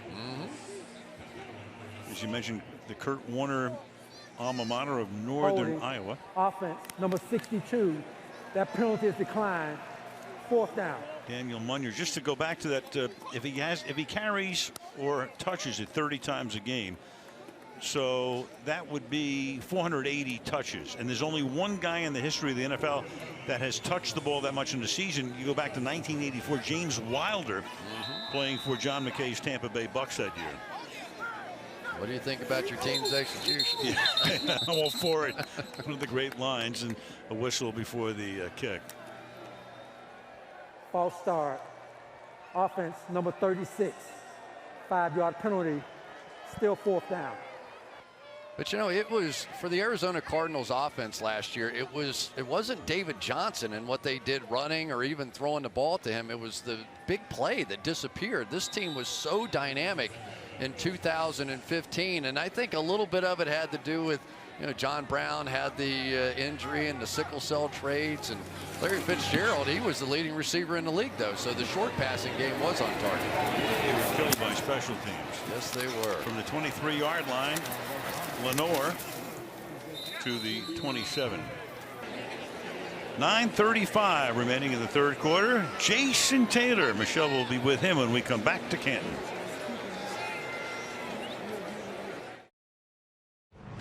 I always want to win, and I tell people to this day, I always hated losing more than I love winning. And you don't lose at this. You can't be cut, you can't be traded. And you know, it's early in this process still, but I wish I could just press like the slow motion button. Jason Taylor, local hero from Akron, right up the road. Double-digit sacks 6 times over 8 seasons. All-decade team of the 2000s, 7th all-time on the sack list. He had a little wiggle to him, didn't he? He was just tall, lean, and could bend around that corner. And fast. Ronnie Hillman is now the running back. Had a couple of good seasons in Denver. No gain there. And we go to Michelle. Well, Al, as you said, things have really come full circle for Jason Taylor. You played your college ball about 30 miles up the road at Akron, and now you have a permanent home in the Pro Football Hall of Fame. What would the 19-year-old Jason Taylor have thought of those odds? No, there was absolutely no way. It was impossible. And you know, you say all these things about nothing's impossible if you set your mind to it. This was impossible. Me going from Akron 20 miles down the street to Canton as a resident of the Pro Football Hall of Fame, it was impossible at 19. It's possible at 42, though, I guess. Well, you got an incredible recommendation from one of your arch rivals, Tom Brady. He wrote a letter to the Pro Football Hall of Fame voters saying that you were one of the best players he had ever faced. Coming from him, what does that praise mean? Well, it meant a lot. I mean, it was very humbling to hear the respect he had for me. And we've been friends for a long time, competed against each other for a long time. And I think just by virtue of how many games we played against each other, there was that healthy rivalry, but a great, great respect we developed for one another. And he brought the best out of me. I like to think I brought the best out of him. And having read that letter when it came in, I was like, wow, I'm floored. You know, the body of work is what it was, but for the Hall of Fame voters to look at, but for him to write that meant more to me than anything. Well, speaking of the body of work, 29 fumble recoveries, tied Jim Marshall for most in NFL history. Defensive Player of the Year 2006, 6-time Pro Bowler. What are you most proud of? You know, I think most proud I did it for a long time. I was able to do it, I think, at a high level, help guys around me be better. And I'm most proud of my kids and being able to be a father. That's all that really matters to me in life. Like, being in the Pro Football Hall of Fame is amazing, but you know, being a Hall of Fame dad is what's more important to me. Go join those kids. Congratulations. Thank you very much. Al. All right. Thank you, Michelle. As we take a look at the run back here by T.J. Logan. The flag is thrown on the play. During the return, illegal block in the back, Receiving team, number 18. 10-yard penalty. Arizona keeps the ball. First down. Well, that'll wipe out a good run back by Logan. Meanwhile, that letter that Michelle referenced, the letter sent by Tom Brady to the Hall of Fame voters, the games against Jason, some of the most memorable, well, maybe least memorable. One of the greatest opponents I have ever faced. And the word I typically use to describe Jason was tenacious. His effort was second to none. And man, when you present that as evidence, the voters paid attention to it. Yeah, where do I vote yes? Sure. Because that's really all you live for in this game, is to have the respect of the people you play against. And I think Tom Brady has certainly gotten that from his opponents, and I think when he feels something that strongly, he'll write a letter, as will his coach. You know, Bill Belichick will do that from time to time when he feels strongly. See, I always felt that, you know, it's so hard to put like an offensive lineman into the Hall of Fame. There's always, you know, does he belong? How do we know? There are no statistics that go with an offensive lineman. I always felt, ask the guys he went up against on the defensive line. This is Trevor Knight swinging to the outside. And my old partner, Dan Deerdorf, on Monday Night for years, and there was a question whether Dan would make it or not, and of course he eventually did. But I remember Too Tall Jones in an interview saying the toughest guy I ever faced was Dan Deerdorf. When Too Tall said it, I mean, that carried some weight. Believe me, it does, because those guys know. There's a guy I played against, Frank Minifield, that played with Cleveland, that I probably never got a vote for Hall of Fame in his life. I thought he was one of the best guys I ever played against. But, you know, it's like individual matchups sometimes and what works. But when you can sustain it as long as Jason did, it's pretty easy to vote then. High up on that sack list. 3rd down and 6. And the pass is caught at the 40-yard line. And Chad Williams will spin away. Chad Williams is a rookie out of Grambling State. They picked him in the 3rd round. And here's a guy, you know, you got Fitzgerald, you got the Brown guys and all of that. You got J.J. Nelson, but he can make a mark pretty soon. And he's fast. He ran under 4.4 seconds in the 40-yard dash. But what you saw him do there after the catch is what they're most excited about. Here's a guy about 220 pounds, and they get him the football, and he's hard to get on the ground. He is very elusive after the catch. He goes in motion here, sets on the right side. Hand the ball off to Elijah Penny, first-year guy out of the University of Idaho, free agent. 2nd down. Yeah, and we just saw Chad Williams there, the guy who caught the ball on the previous play, their 3rd-round draft pick, coming over and doing a little Larry Fitzgerald. Here he comes in motion across the formation. You have to be able to make this block in this running game. One of the reasons that you've seen David Johnson have such success is a guy like Larry Fitzgerald and all these wideouts blocking down the field, and he fits that mold too. 2nd and 7 from the 44. And Knight plants and then throws behind the intended receiver, Carlton Agudosi, and a flag.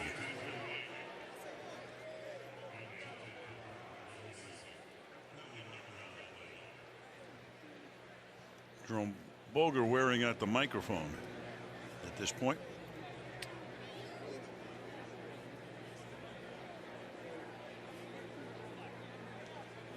And sooner or later.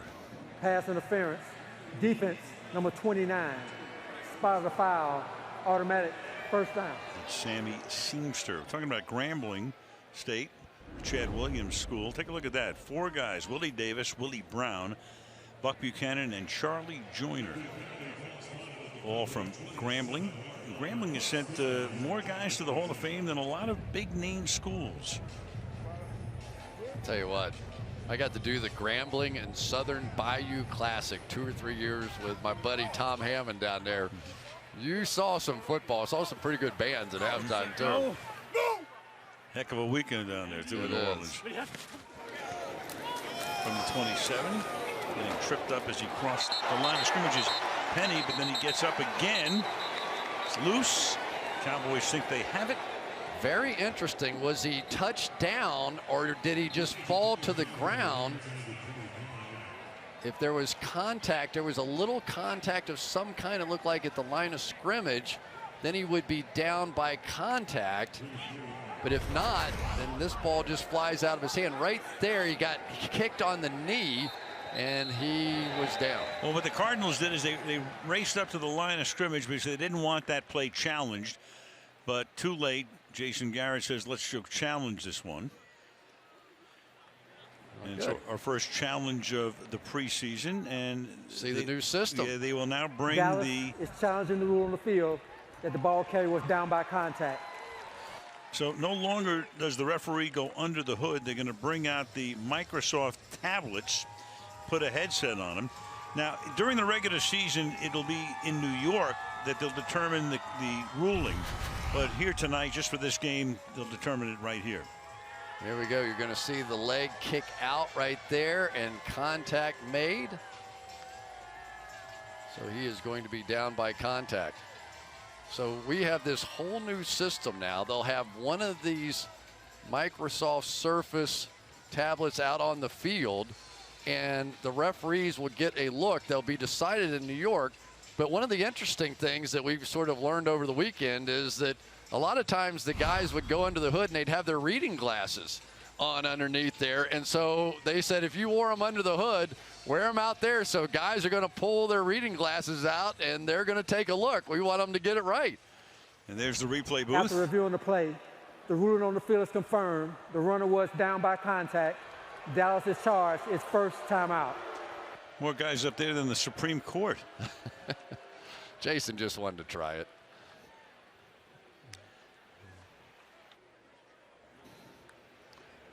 So they're doing it all from here tonight, but it'll be from New York during the rest of the regular season. The regular season for sure, and we assume the rest of preseason. 2nd down and 6 with the ball at the 23-yard line. And now they signal the ball ready for play. Dallas 17 unanswered points, up by 2. And over the left side goes Penny, seeing a full workload here in the 3rd quarter. 3rd and short. Well, one thing we know out of the quarterback Trevor Knight so far is that he's a mobile guy. You can see a lot of this offense now. He's carrying out those fakes. He's trying to set up some bootlegs, get out on the edge. He scrambled around a few times. So here on 3rd down and 3, a lot of the time these guys revert to form and do what they're most comfortable doing and running the ball. Knight started his college career at Oklahoma and then transferred to Texas A&M where he wound up last season. And knifing through and making the tackle that time is Kayvon Frazier. Worked his way through all of that traffic for a nice tackle, and it's 4th down.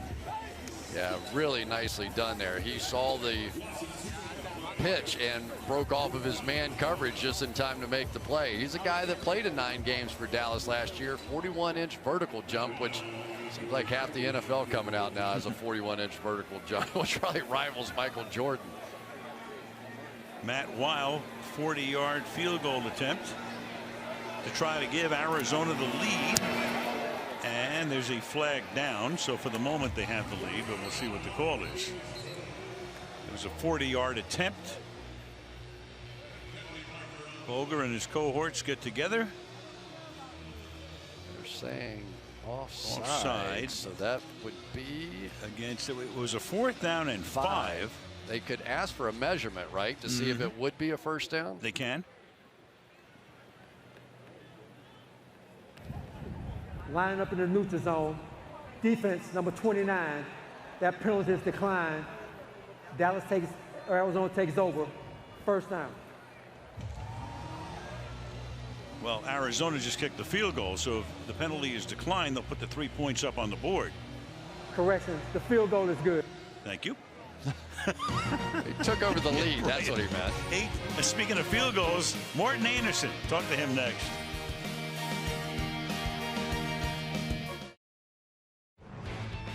Pro football is an environment unlike any other environment in the world. There's so many lessons about perseverance, about will, about sacrifice. And, you know, my place in the history of the game really was to take what Jan did and continue the journey and make the position relevant. Thank God it's my time to be here. Morton Anderson, what a career. Started back in 1982 when Chris Collinsworth was in his 2nd season in Cincinnati. Records for games, field goals, points, Saints, Falcons, Giants, Chiefs, Vikings. And in his honor, the flag of Denmark flying high above Tom Benson Hall of Fame Stadium. Jan Stenerud, now Morten Andersen bring in the international flavor to the NFL. And that will be down in the end zone with the Cowboys taking over at the 25. And let's go to Michelle. Well, I've got Morten Andersen along with his 13-year-old son Aiden, and Morten, as we talked about, just the second pure place kicker to be inducted into the Hall of Fame here. Jan Stenerud the other. What does it mean to you? Well, it was about time. It feels great. It feels great to be in this exclusive company, obviously, and I hope it moves the conversation forward on the position of the specialist. I hope it opens the door a little bit more for others to get consideration, and it feels very, very good. You came here as a high school exchange student from Denmark. You were a gymnast, you played handball, and you played soccer. But your high school didn't have a soccer team. So you get directed to American football, and now you're the NFL's all-time leading scorer. How does that happen? Only in this country.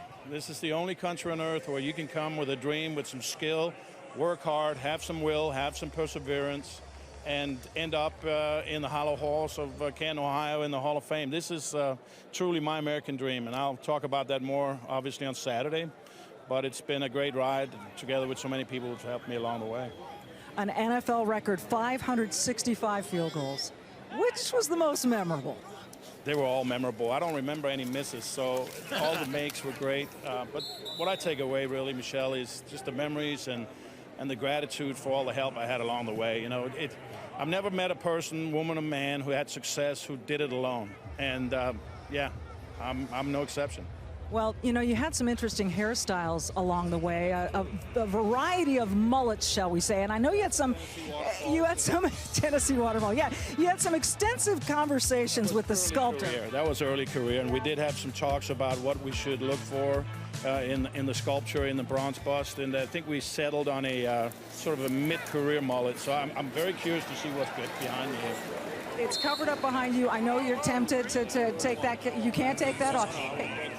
Congratulations. Enjoy this with your family. So much. Al? Yeah, thank you, Michelle. All class. Morten Andersen. Really good group of guys, isn't it? It's been really fun to visit with all of them. Like I said at the beginning, a very eclectic class.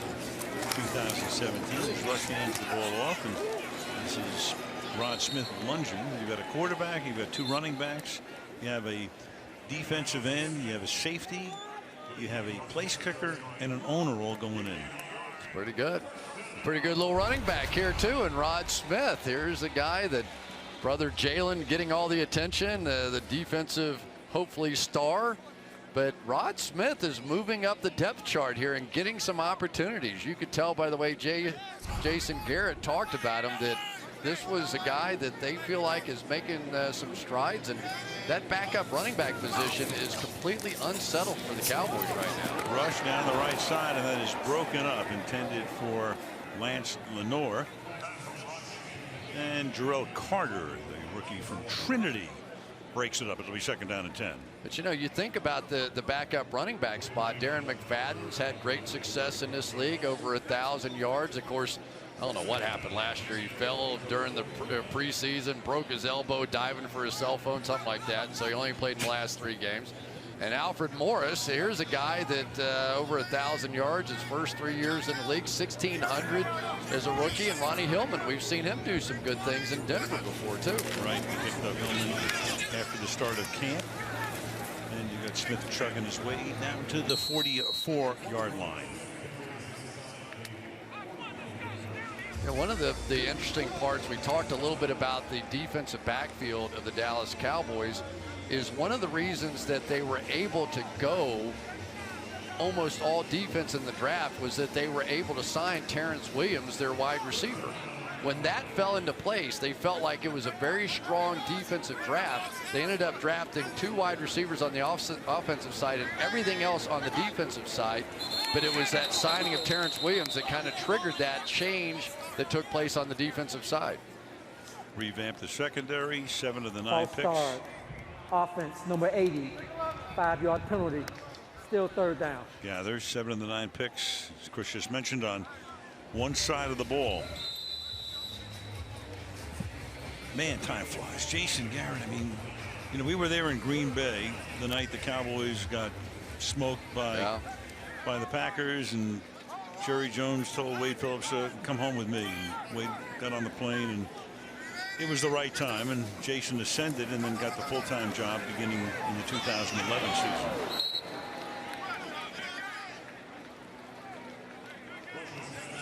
Yeah, it really takes some stability. I honestly believe that. You know, you look around, and the Pittsburgh Steelers have just had great runs of success, but they hire a coach, they live through, if they have bad years, they draft to the same system, and they continually get better. New England, another team you certainly would say that about. And now the Dallas Cowboys, you take out the year that Tony Romo got hurt, and they've been on a nice little run here. Half minute to go in the quarter. Sam Hill's punt will be down at the 6-yard line. Cowboys down it there with 19 seconds to go in the third, and Arizona leading the Cowboys by 1.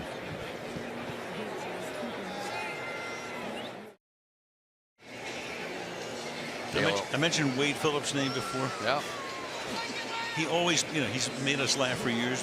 How about that quote he had about the coach Sean McVay, the youngest coach in the league at age 31 or 2 right now? We're the only team with a coaching staff that has the head coach on daycare and one of the assistants on Medicare. Perfect. Well, he comes by it naturally from Father Bum, doesn't he? Those two guys. Wade's one of the great coaches, first of all. Let's just period. Let's just say he's one of the great defensive minds, but one of the great personalities as well. End of 3, 18-17 Arizona. Back after this.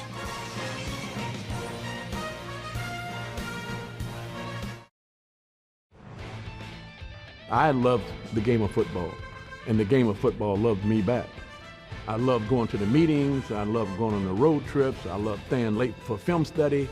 And the ultimate for a football player is the Pro Football Hall of Fame. You can't get any higher than this. Kenny Easley, speak with him in a moment. Al Michaels, Chris Collinsworth, Michelle Tafoya. Hall of Fame game moves into the 4th quarter. Cardinals have the ball. They lead 18-17. Trevor Knight, the quarterback, throws about a 4-yard gain. It'll be 2nd down and 6. And let's go to Michelle. Well, Kenny Easley was a 5-time Pro Bowler, Defensive Player of the Year. Your career cut short by injury, so it's taken 30 years for you to get here. After all that time, what does this mean to you, Kenny? It's a great honor. I mean, when you consider that there's only 310 Pro Football Hall of Famers, and you're number 306, it's hard to get your arms around, you know, and so the wait has been well worth it, and I'm just blessed to be here amongst these men. Back in 2002, you wrote an induction speech just in case you got the call. How much of that are we going to hear on Saturday?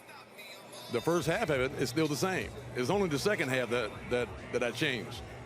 But the first half of the speech is spot on, as I thought it would be if I was elected to the Hall of Fame. Well, that made your week a little bit easier. You know, you have a couple of big fans and fellow safeties. Hall of Famer Ronnie Lott from your era. Seattle Seahawk Cam Chancellor, a current player. He adopted your nickname, the Enforcer, in your honor. What does that mean to you to have those two guys who stretch across generations that adore you? Adore might be strong. You know, we're good friends, and you know, Ronnie is just a terrific human being. And I mean, he didn't have to do and say the things about me that he did. And so I just admire him as a human being. Cam, I'm sort of getting to know a little bit. He's a good guy. He's another brother in faith, and a very good football player. And perhaps someday soon, in the near future, we'll see him in Canton. Enjoy it. Congratulations. Thank you very much. Al? Kenny Easley. Meanwhile, the play was alive with Rush going back. They originally said it was alive, and now they're going to go an incomplete pass. Arm coming forward. Ball hits the ground, and they will retain possession, and we will retain possession of one Hall of Famer by the name of Tony Dungy, who joins us now in the booth. 2nd down and 10 right here. Another flag. Good to see you, my man. It's great to be with you guys. What's that story about Easley that you were going to tell us? Well, he talked about how he loved the game. This was a tough guy, Al. I'm coaching him in the 1984 Pro Bowl. We have 3 safeties. He gets hurt. They take his shoulder pads off. The doctor examines him and says, your shoulder's separated. He puts his pads back on. I said, what are you doing? He said, I'm going back in the game. I can't let these, it's hot out here. I can't let these other 2 guys play the whole game. He went back in the Pro Bowl with a separated shoulder. The first in the history of the Pro Bowl that ever did He was that. a tough guy. I guarantee you. Oh my goodness. I played against Kenny Easley. You don't have to sell me on how tough a guy he is. He was a stud, and he was fast, he was a big hitter, and he was a presence in the middle of that field. You did not have to, every wide receiver on the field knew exactly where Kenny Easley was. Tony, you went into the Hall of Fame last year, so a very exciting time, obviously. Now you're kind of a veteran. Now you're back here with the new guys. What's that like? It's a completely different feel. You feel like you're one of the guys. Everybody's saying hi to you, and I'm welcoming LaDainian Tomlinson, saying, hey, you're going to really enjoy this. Jerry Jones, got a chance to see him. It's a special weekend, and once you're in, it's hard to describe the feeling. And it's the kind of weekend where, if you're a Hall of Famer, you're not going to miss this. No, you're going to come back every year. Not. Absolutely not. Got a little read option here. Yeah, Cooper Rush showing us how to do that, and certainly, Tony, you know how that breaks down a defense. That backside defensive end wants to come crashing down there and stop the run, and just an occasional quarterback run like that will break your spirit. Slow a lot of the pursuit down. Sure does. Ball at the 25-yard line early in the 4th quarter. Arizona led 15-0 at one point, now up by 1. Ronnie Hillman. A flag is thrown. Tony, the fans are always asking those of us, inside the business, who do you like? And everybody, of course, likes New England this year. How can you not? Holding, offense, number 65, 10-yard penalty, replay, 1st down. Nate Thieker. And then people say, what's going to be the surprise team? What team do you think, will ascend this year? Who might surprise us? Let me give you a couple, one in the AFC and one in the NFC, because they've got good ascending quarterbacks. Tennessee Titans with Marcus Mariota and the Tampa Bay Buccaneers with Jameis Winston. You've got it. I agree with you. Those young guys are taking leadership roles, and their teams are going to come on. And they're better around them, and they just really are. So now you start to say, are we seeing that next generation of quarterback now start to take hold? What Dak did last year was just simply so impressive. Russell Wilson's not that old. Tom Brady celebrating his 40th birthday. Carson Palmer, is so now we're starting to see that next move of guys coming in there. And these quarterbacks, Mariota and Winston, now that the coaching staffs and the GMs have had a couple of years with them, what do they do well? What type of guys can we put with them to accentuate their skills? And I think they're going to come on, both of them. 2nd and 7 here. This is Ronnie Hillman, and he gets decked back of the line of scrimmage. And this rookie Buda Baker having a nice game tonight, Chris. No question about it. If there's one guy that sort of stood out on the defensive side to me, it was Buda Baker tonight. He has made some big plays in big moments so far. Tony, watch him filling in here in the running game, making that hit in the backfield on a big play. There he is, a little bit of coverage, flipping out. He knocked the ball down later, playing pass coverage right here. And you can just see some of the talents, because he is a guy that, a lot like Tyrann Mathieu, plays all over the field. He can play in the slot, he can play outside, he can play safety. There's a jump ball in the end zone and incomplete. Andy Jones is there, covered by Jarrell Carter, so that'll make it 4th down. And especially, Tony, on a defense like this, that wants their base defense is rushing 5, playing man-to-man with a free safety in the middle of the field. your safeties have to be able to cover, and they have a couple of them now. They really do. And Chris, that's what you're looking for as a coach in this type of game. You don't care about the score, you don't care about a lot of things, but you want to see a couple of your young players flash and do the things that you think they can do, but do it in a game.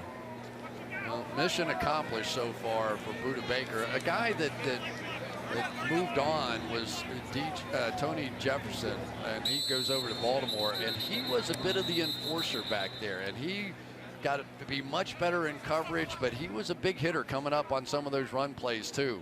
Need a little of that too. Timeout was taken here before the field goal attempt. Down to Michelle. Well, in high school, Buda Baker won 13 state titles in football and track and field, and he said it was amazing. We expected to win every day. Then he went to play at the University of Washington, which he described as a rock climb. He told me what helped him handle the highs and then the lows was the example of his mom, Michelle, who raised Buda and his 7 siblings on her own. Buda said she never complained, so we never complained. All she asked of me was to be a great person. And he is on his way to making a mark with the Arizona Cardinals. We'd be surprised if he doesn't do something before the start of the season to cement a pretty key role in that secondary. Now an attempt by Sam Irwin Hill to try to give Dallas the lead again from 43 out. And Irwin Hill's kick is good. So the lead seesawing back and forth now with 10:49 to go in the fourth. Dallas up by a deuce.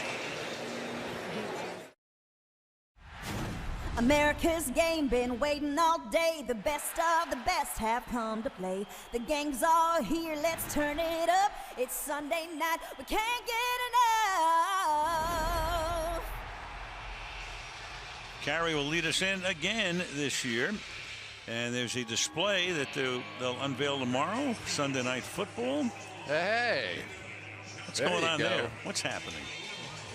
Well, we thank the Hall of Fame, and they appreciate the fact that, well, Sunday Night Football has been the #1 show on television for 6 straight years. Schedule helps too. Oh yeah. NFL helps, all that stuff. We probably get a gold T-shirt. We don't get a jacket. We get like a gold T-shirt out there, a hat or something. We get a tank top. That'd be good.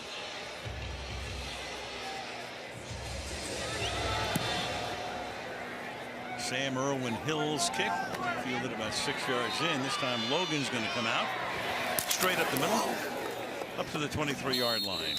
So Tony, go back to like the gold jacket dinner tomorrow night and the induction ceremony, and what are these guys going to be in for over the next 48 hours? I'll tell you, Al, everything about the weekend just gives you goosebumps. But for me, it was that gold jacket dinner that they're going to experience tomorrow night.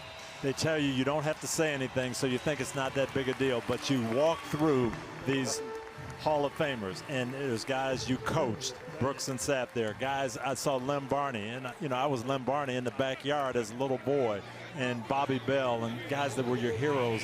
And all of a sudden, you're in the middle of it, and you say, I am one of these guys now. It was really, really unbelievable for me. This is Logan up the middle to the 39. It almost has to be an out-of-body experience. It is. It is. You're standing there seeing all these great athletes and coaches, and you walk down through them, and then your presenter takes your jacket off and gives you the gold jacket, and you say, I'm one of these guys. You can't believe it. Yeah, I felt that way being in that room, and I had to buy a ticket. So I can't imagine what it's like to get one of the jackets. Yeah, it's a spectacular night. As moving up to the 42-yard line goes T.J. Logan. It's second down. Clock ticking down to 10 minutes remaining. This T.J. Logan's got a little pop to him. He's a 4.37 guy, can run. We saw him. I was impressed on the punt that he caught. A lot of guys would have let that ball hit. He comes flying up there, stretches out to make a catch, breaks it all, penalty on the play. But this team desperately needs to be better in the kicking game, and Logan may be a key to that. Terry Allen coaches the running backs at Arizona. He played for us when I was with the Vikings. I asked him before the game, hey, who's young guy I should keep an eye on? He said, watch 22, Logan. He's got something. Fastest running back at the combine in Indianapolis this winter. Pass here is incomplete. Stuck his nose in there a little bit. You know, he's not a big guy, but going to go out and Maybe wrap his arms around a little bit too. Watch the block coming over this way. Knows who to pick up, steps up there. Quarterback kind of bails out of the pocket on him, but he did his job. He wanted to make sure. Yeah, maybe Let me see him on film a couple of times. 3rd and 6.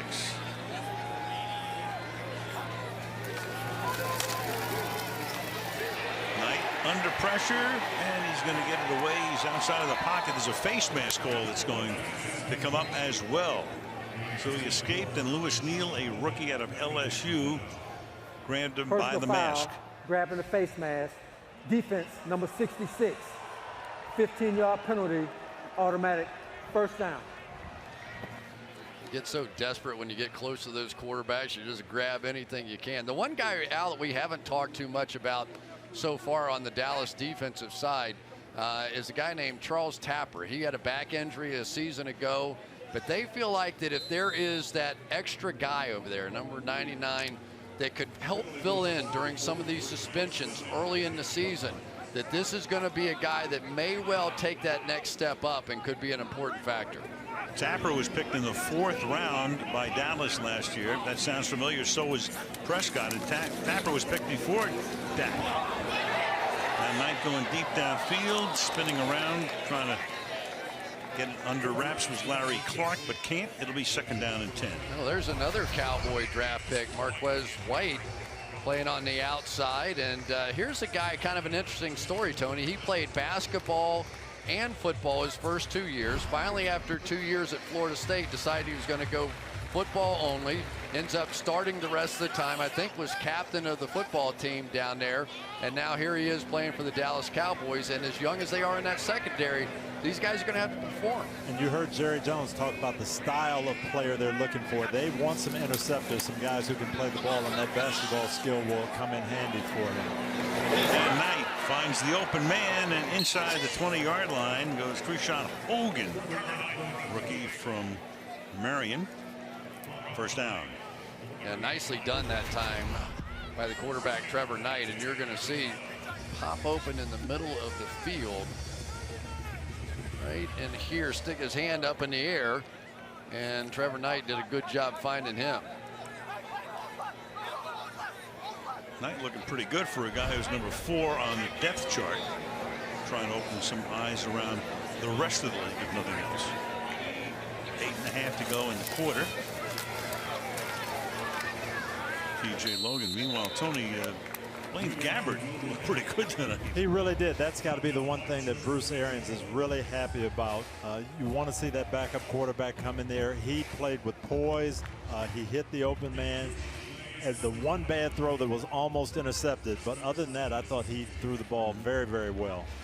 I was surprised how live his arm was. Maybe I just had not seen him play enough, but he had some zip on the ball tonight. Well, he got to stand in there, wasn't rushed much, and he looked like he knew where he was going with the ball, very decisive. Can you imagine all the different, every year a different head coach and coordinator trying to, as a quarterback? That is so hard to do, and you look at the quarterbacks who have played well, you know, Peyton Manning, Tom Brady, they're in the same system. They do it over and over. They grow with it. That's what you need. How about that guy? How long has he been in that system? Yes, and he is selling that system to these players. Very, very special man. Coached for me for 6 years, and he's just fantastic. I tell you, maybe the coaching job of the year last year, what he did with that defense. I didn't think they were going to be any good at all. I really didn't. Number 5 scoring defense, number 1 rushing defense. Unbelievable. Well, the one thing about Rod Marinelli, he does not believe in excuses. We've got to go out there and get the job done no matter who's playing, who gets hurt, who gets suspended, who gets hurt. It doesn't matter. And I think he's sold that philosophy to these players. Now, does he? Did he get the whole loaf thing from you? That's, I mean, what he considers a loaf looks like a 100-meter dash at the Olympics to most people. He explained that to our defensive line when we first got to Tampa. If I ever see you change speeds on the field, it's a loaf, because either you sped up because you weren't running hard or you slowed down. So you got to run 100 miles an hour every second. Watt could have given him the lead, but he misses, just like last year. 20-18. Well, missed the chance to give them the lead. I said just like last year, he had nothing to do with last year, but Chandler Catanzaro was there. Lost to New England, tied Seattle. That was the bugaboo for him last year, kicking and special teams. Larry Fitzgerald and Jason Witten, two guys who can go home tonight and begin to write their Hall of Fame speeches. No, they really can. Two great players, and you guys talked about it earlier in the broadcast. Great leaders, too, on their team. They set the tone for everybody on the team. I'd like to be Larry Fitzgerald's travel agent. Amazing. He does a lot of stuff in the offseason. Take a guess how many countries this guy's been to. I can't even imagine. I see him on social media everywhere. Hit him with it, Al. 97. Really? Wow. I saw his dad is here tonight. Yeah. I said, how many have you been to? He said 3, including the United States. I said, what? So Larry only needs 3 more, and he's missing all of the Scandinavian countries. You can do that in 2 days. He'll get there. Oh, yeah. Maybe Anderson will take him. Tillman gains 2. Let's go to Michelle. All right, well, I'm with the well-traveled Larry Fitzgerald. You know, it's always special to be in Canton, but it's a little bit more significant for you because of Kurt Warner. It is. What was the best thing about playing with Kurt? Well, I learned so much just as a man. He taught me how to work, and, you know, there's so many stories. There's one that always stuck out with me. We were playing late in the season one year, and I remember he tore his knee, and he ended up missing the rest of the season. He had his twin daughters, and Brenda was dealing with a blood clot. You know, any one of those 3 situations would have sent most people in a tailspin, but Kurt never changed. He was always the same person every day, even though things outside the ball were going haywire. And, you know, that showed me a lot about who he was as a man. Well, I think you learned that from him. You know, last year at 33 years old, you had the most receptions in the league. What is your secret to this fountain of youth you seem to have found? My boy Antonio, he took games week 17 off and allowed me to go ahead and do it. You know, so shout out to my guy Antonio for allowing me to do it. So, you know, that wasn't my doing. It's your 14th season, Carson's 15th, and we always hear about that kind of shrinking window of opportunity. What are your expectations for this season? They're the same always. You know, we want to be able to win the NFC West, win our conference, and get a chance to play in the Super Bowl. That's the same goals. They're never going to change, and that's what we're working towards. Thanks for the time, Larry. We'll be watching. It's always a pleasure. Thanks, Michelle. Al? All right, thanks, Michelle. You know, guys, I can't look at Larry Fitzgerald and not think about 2008, that postseason. Oh. That's as good a postseason as any player's ever had. 4 games. Tony, I don't know how you feel about this, but he was going to go to the Hall of Fame anyway. But he reminds me in some ways of Hines Ward and Bruce Arians' offense. And Hines was then asked to block, almost like a fullback at times, right at the point, taking on big guys. They come here, Fitzgerald's asked the same. He didn't want to do it at first. He's embraced that role and has been just unbelievable asset for this offense. Pick up on that on the other side of the break here. 5.5 to go in Canton.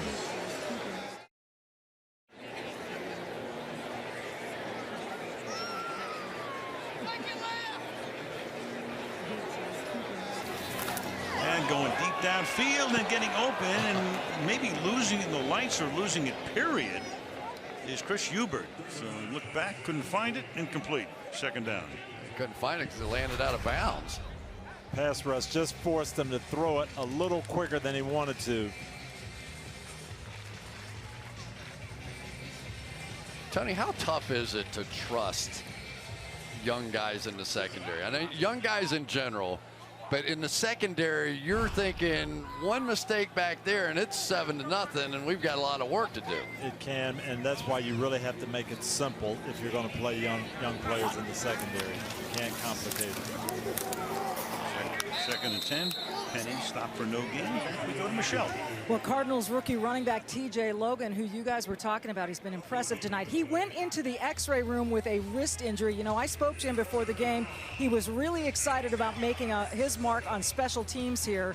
But at the moment, getting his wrist checked out, guys. All right. Thank you, Michelle. Cardinals will fly back to camp after the game. You know, the Cowboys are going to stay here. They're up in Cleveland, work out tomorrow, and they'll all be here for the Jerry Jones induction on Saturday night, and then go back to Oxnard.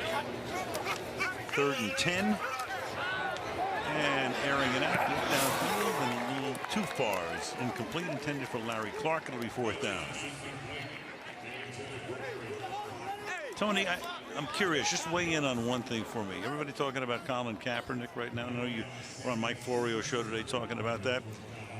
What do you see happening here in the next couple of weeks, if anything?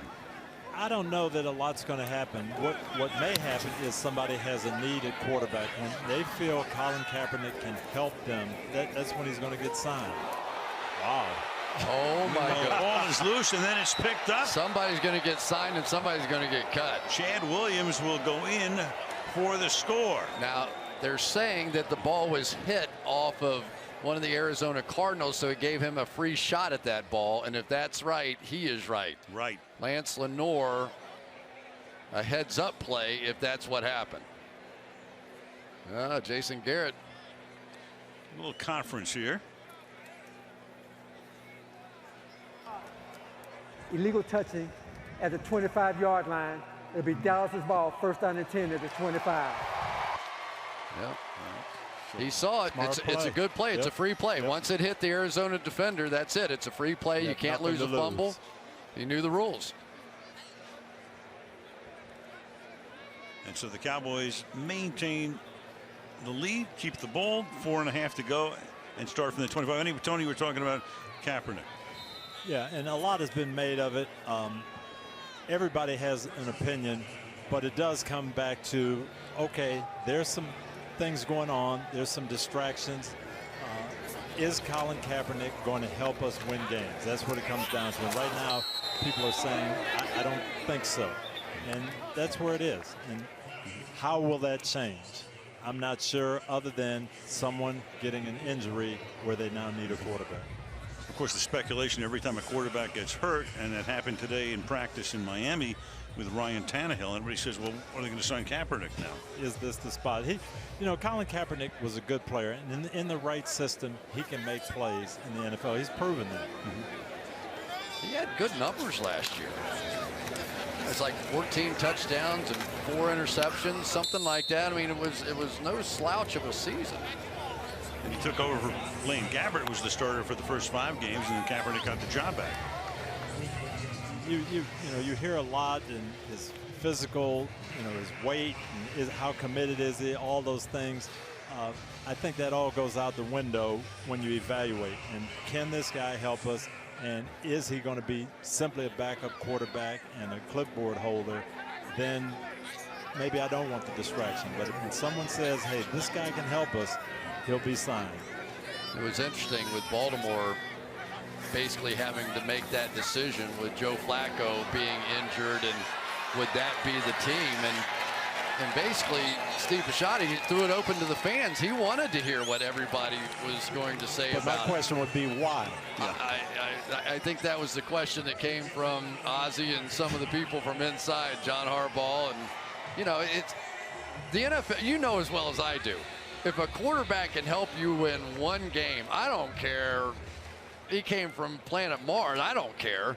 Just get him in here. Let's do it. So, I don't know enough about the situation. It's hard unless you've actually interviewed him. Have you talked to him to know, is he all in on football? Is he in the kind of shape he has to be? Because those are the rumors that get floated out there. I haven't talked to him, but in talking to the San Francisco people and Chip Kelly, Chip never felt that was a problem. The commitment and doing his job, and as you said, he had a good year for them for what he was asked to do. So I don't think that's an issue. Be second down and 14 here, and a timeout is taken on defense by Arizona. Always a little dangerous when you go to the fans for advice. Jimmy Haslam went to Skid Row once, and they told him to grab Johnny Manziel, as I recall. Oh. Yep. Well, there's a guy I get excited about a little bit. Anytime you get a chance to see a young man sort of come back from injury, and Jalen Smith was such a dynamic player at Notre Dame. God, he's a great young man, and they talk about how wonderful his attitude was in the last game of his college career in the bowl game, and what looked like kind of a nothing kind of play. Gets hurt for the first time. He was telling us the first time he's ever been injured. Sits out the entire year. Thank God now that he is feeling better, and that foot is now starting to, he can lift it now. That was the issue. He couldn't lift his foot, and now he can. And I think he's very confident he's going to be a player for them this year. Well, his brother is tearing it up, Chris. Yeah, Rod's getting he's getting a lot of action, isn't he? And you know, he might be one of those guys that surprises some people that, you know, they feel like he can come in and block a little bit, do some protection stuff, so it'll be interesting. Carried 15 times tonight, 46 yards, and he's caught 3 for 25, including a 12-yard gain here to set up a 3rd down and 2. And this will take us down to almost the 2-minute warning, but Timeout, Arizona. Timeout taken by Arizona. Here is Smith working out Jalen before the game tonight. Tell me what you see, Tony. I see a little bounce, and I see a guy that doesn't look like he's worried about his leg. So that got Sean Lee right there. He wasn't ready for Sean Lee, that's for sure. But he looks like he's not thinking about it, and I know that's got to be a good feeling for the Cowboys. Yeah, he said that they just had to let it heal. That whatever the nerve, he said, heals at 1 millimeter per day, right, Al? Wasn't that what he said? Like 1 millimeter a day. And they were confident it was going to happen. And it was actually the Dallas Cowboys team doctor that did the surgery on him. And so the Cowboys had some insights as to his recovery period. Well, we wish him the best. They're going to spot him throughout preseason. Hope to have him ready by opening night. All-out blitz here, and they're going to be stopped short of a 1st down. Connor Hamlet, one of the Dallas tight ends, is forced out of bounds there. It'll be 4th down when we come back at the 2-minute warning in Canton with the Cowboys leading 20-18.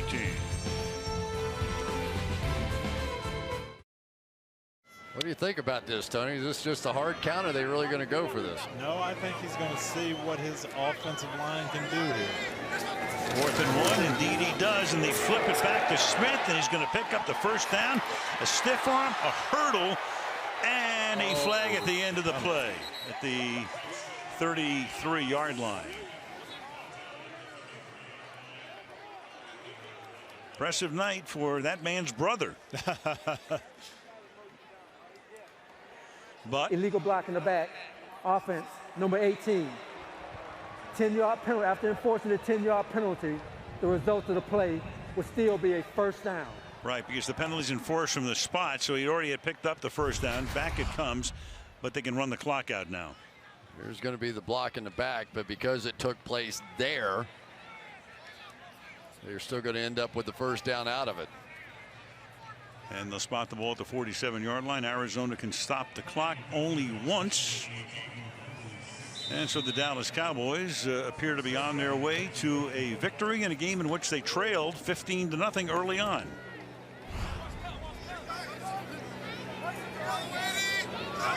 Good boys.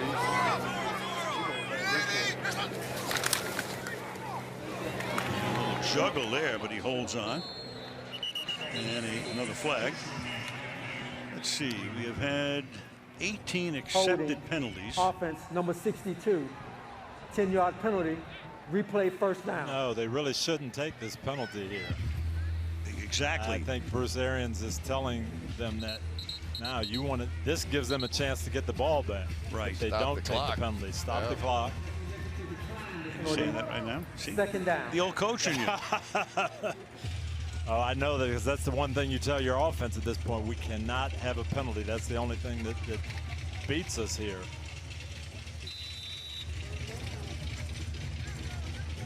So with 1:47, the ball is now spotted at the 46-yard line. Cards have 1 timeout. It's now 2nd down and 10. Now what? 12 men on the play. Defense. 5-yard penalty. Still 2nd down. All right, that makes it 2nd down and 5. Arians the other day at a scrimmage, a guy makes a diving catch down the sideline, young player, 2-minute drill, tick, tick, tick, all that stuff going on. Doesn't have the presence to roll out of bounds, right? In college, you're down, and how happy do you think Bruce was? Did he go ballistic? He will. This kid will never forget that he got to roll out of bounds.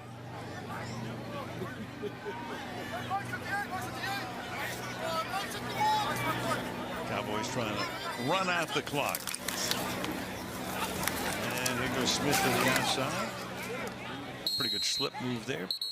Ball taken to the 39-yard line, and Arizona takes its final timeout. By the way, a couple of people being honored this weekend. David Hill, one of the all-time classics, former boss of yours, Chris. Yes, indeed.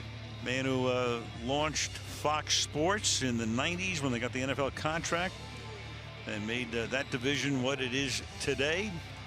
The great David Hill. And Ed Werder, terrific reporter, started in print in Dallas, then went on to ESPN, did yeoman work covering mainly the Cowboys and overall the entire National Football League, won the Dick McCann Award. So congratulations to those guys.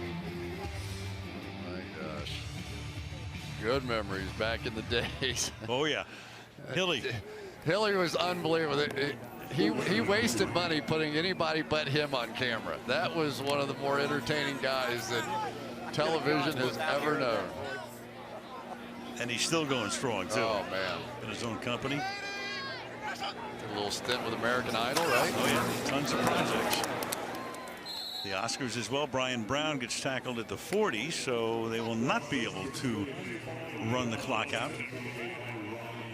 But the clock here on the next play should be down under a minute. All right, Coach. Now you punt it, don't you? Punt the ball down there. They're going to have about 50 seconds. That penalty really hurt Dallas. The game basically was over, but now they're going to have to play defense one more time. So young Knight will have a chance perhaps to come back in here and pull off a miracle finish, such as it would be in preseason. It's miracle with it's a lowercase m. I think your miracle has been redefined after the Super Bowl, hasn't it? I know Al's cheering for a long snap over the head here in a safety. Why not? Let's just play deep into the night.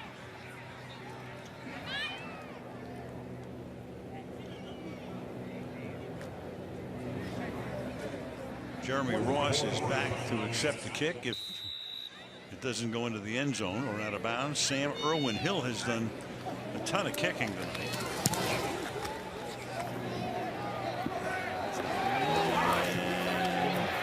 Takes a nice, backspin for him, doesn't go into the end zone, and then gets down to the 20-yard line.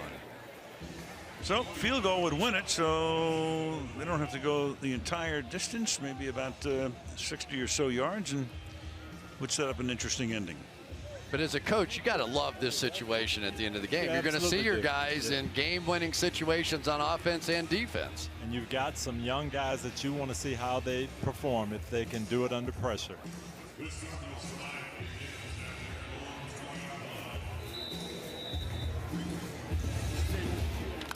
Well, if the game really counted, then Phil Dawson, the 42-year-old, has been in the league for 2 decades and was acquired in the offseason from San Francisco to shore up that kicking group. He would be the guy with you on the line. Meanwhile, slipping out of the pocket and giving himself up at the 26-yard line, but the clock keeps on ticking. It'll be second down and 4. And he'll spike it here to stop the clock. It'll be 3rd down and 4 with 28 seconds. Tony, you had no idea we were going to work this hard tonight, did you? No, I didn't know we'd be a 2-minute drill here at the end. Right. Well, thank you for staying all the way. Oh, it's been great. I know you probably wanted to get back there to the hotel and reminisce a little bit more with some of the guys. Oh, actually, I got my 2 boys here, and they want to get to the Dallas locker room and meet Ezekiel Elliott. How cool is that? We were staying till the end of the game no matter what. Beautiful. Your boys and everybody else. Corner back up. Fires over the middle. That's caught. Ouch. But up at the 36-yard line, and precious seconds will go a-wasting. Down to 17, 16, ticking down. That's it. You almost have to go. It's tight if you could get a completion and get up and get it stopped at this point.